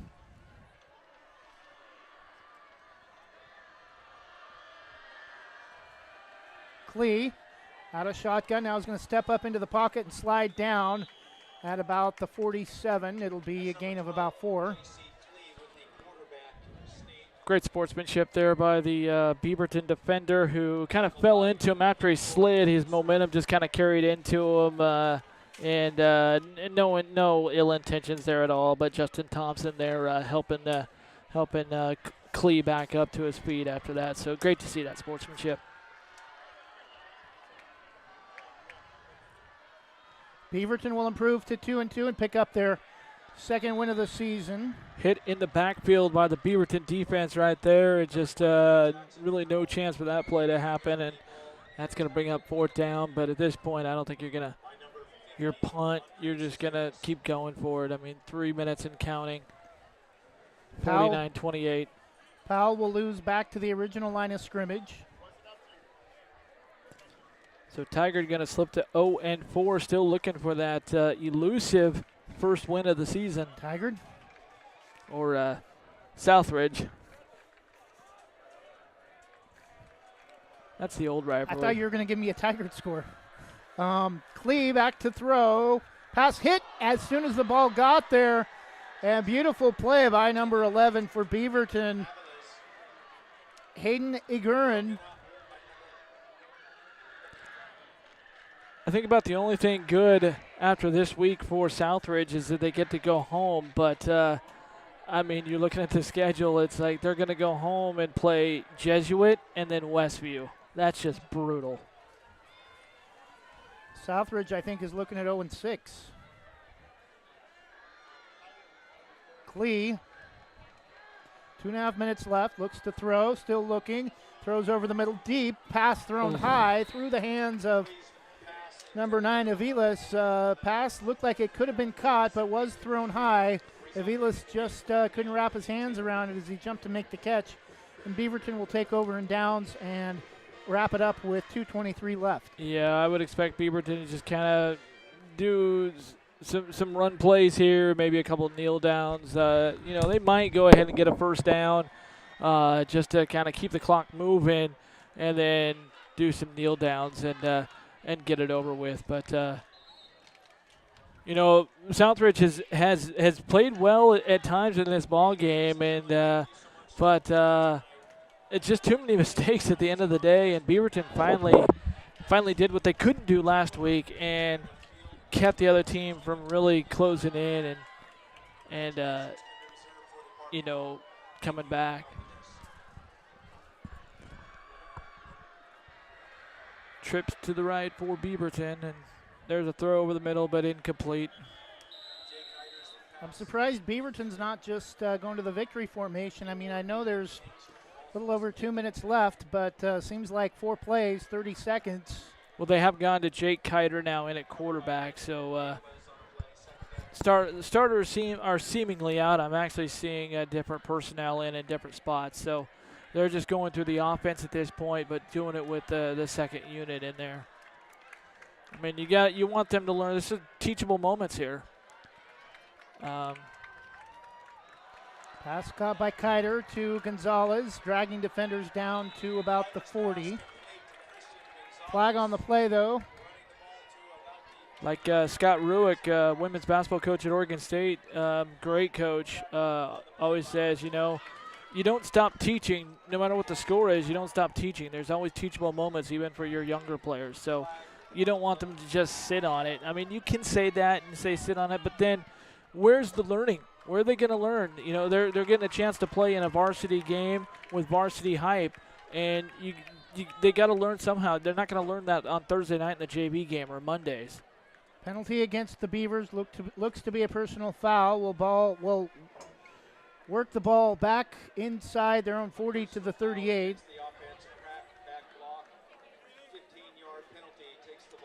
You know who else used to say sit on it? The Fawns. Oh, yeah. You can see that on a TV channel here in Portland. Happy days.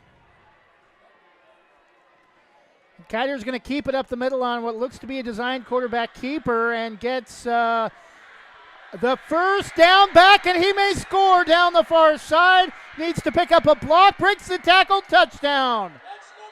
And he is in. Now they say he stepped out at about the 3. Oh.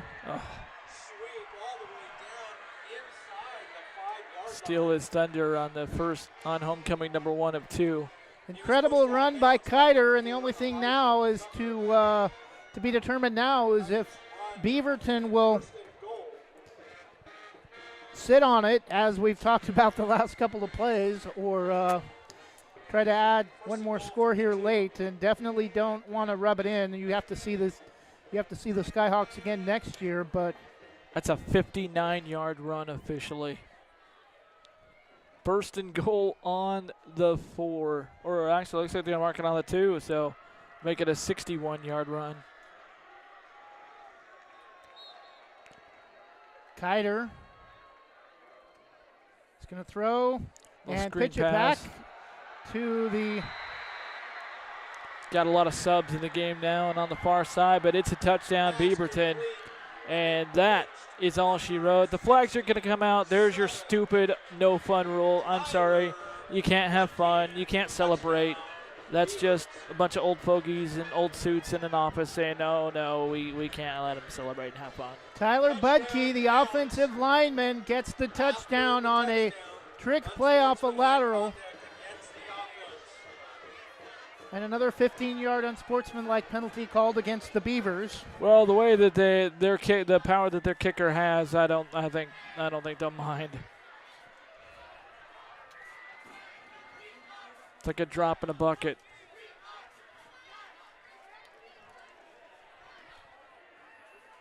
Vogelsang with a chance to go 8 for 8. Plenty of leg. I think that no good, wide to the right. Wow, that like it went through. Vogelsang goes 7 for 8 on a beautiful golden lit moon night. I want to see the review on that one because I was looking at it. That one looked like it went right through the uprights. I think somebody's tired down there.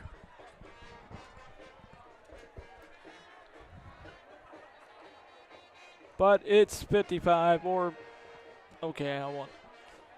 55-28, 141 left. We'll keep things here.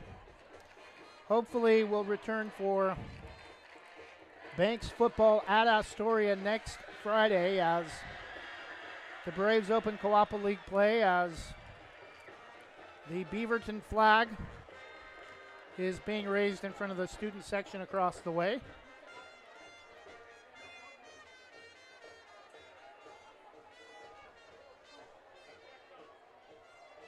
Another game on turf.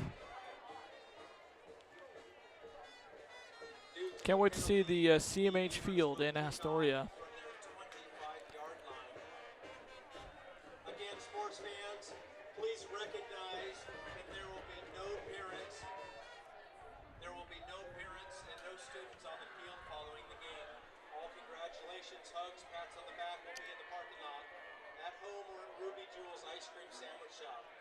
Again, we are asking that all parents and students stay off the field following the game. No volleyball broadcast next week. Volleyball will be at the Coast. Our next volleyball broadcast will be October 11th as Southridge return man drops the snap. That's we're going to have an unsportsmanlike on Southridge as a Beaverton player was down on the ground. He was trying to get this is totally stupid. I mean, this player should be ejected, in my opinion, should be ejected from the ball game because I was watching him the whole way. They were on the 50-yard line. Number 23 from Southridge. He was standing over the Beaverton player. He was trying to get up. He tried 3 times. I watched him to get up, and the player was forcefully letting him down. That's a bonehead play. The coach should be in his ear. If this were a movie that I watched, the coach should be on his something. But I'm going to make it PG and say the coach should be in his ear because that's a bonehead move. Jackson Powell was the player that did that. He stood right over him. Totally uncalled for. That's terrible sportsmanship. Elijah Tucker on the return, and Southridge just, I don't know if you want to call it poor losers, but definitely sounded like that after that play from Jackson Powell.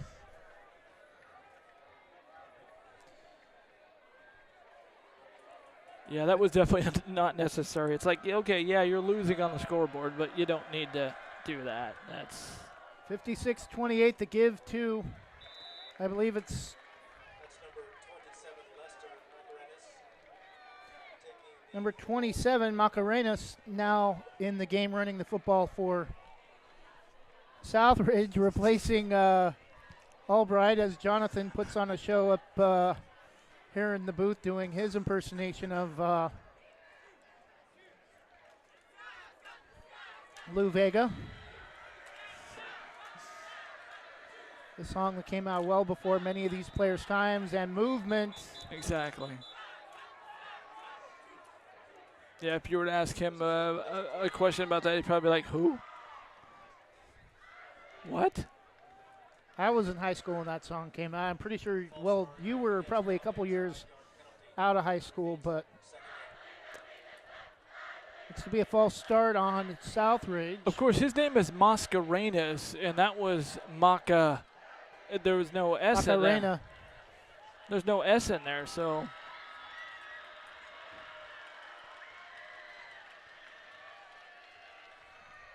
Boy, that is just a great-looking shot of the moon tonight. Looking up at the east sky here in Beaverton. Whew. And toss sweep inside is not going to work on an inside fake. And any bets on another play here? 30 seconds to go. I don't think so. Hopefully not. Vilas, the ball carrier on the inside route, and Southridge bench.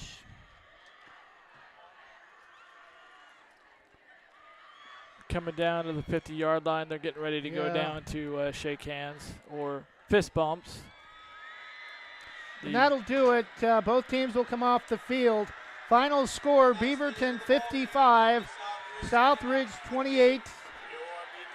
Beaverton improves to 2-2. Southridge drops to 0-4.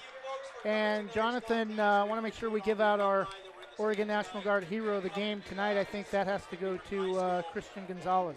Christian Gonzalez was everywhere on the field. He was so open a lot of times in the end zone, and he was playing both ways. It broke up a lot of passes. He had a lot of tackles in the secondary, in the middle of the defense, and just great hands all over. Yeah, I think definitely. Yeah.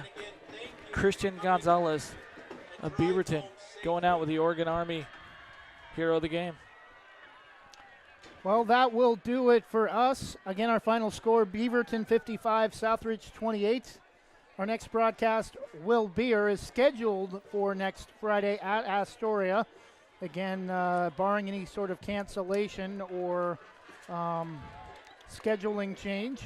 We hope to be on the air probably at 6:40 again for the pregame, 20 minutes prior to kick. Jonathan? 4:40, 5 o'clock start, that's isn't right. it? Yeah. Thank you, Jonathan, for reminding me of that. Due to the lack of officials in the state of Oregon, and it's going to get worse with the new COVID requirements, October 18th for state and school officials. Next Friday's game will actually be moved up to 5 o'clock, so a 4:40 start for Banks at Astoria for 4A District 1 for the start of league play next week. Banks was scheduled to take on Rainier, but most likely COVID issues with Rainier forcing them to cancel yesterday. Braves unable to find a opponent in time for homecoming tonight, so we came to Beaverton to handle this Metro League contest between the Beavers and the Skyhawks. Jonathan, anything you want to add before we sign off? Well, just a great bounce back for Beaverton. I mean, a tough game last week again with Glencoe, and a game where we saw a lot of similarities in this game, where Beaverton took control in around the second and third quarter, and a lot of times looking up the scoreboard going, okay, 28-14. I mean, this is eerily similar here, and it really looks like they did talk about it and going, hey, we got to finish games out. They did so tonight, but Southridge, didn't make it too easy on them. I mean, they went with their horse in Cypress Albright. He was running the football well all night for them and trying to keep them in the ball game, but they just had too many mistakes. That's what it comes down to. Southridge, getting penalties that when they were trying to go forward and they'd go 2 steps back. So they got a long road to hoe. They're going to go home. Get their fans behind them, but it doesn't get any easier. You got the Jesuit Crusaders coming to town next week, and then in 2 weeks you've got the Westview Wildcats. So it could be a trying year for the Southridge Skyhawks, but one thing's for sure is they will keep fighting. Thank you, Jonathan. Our final score, Beaverton 55, Southridge 28. For Jonathan Lee, I'm Trevor Beard. Thanks for listening to tonight's broadcast. And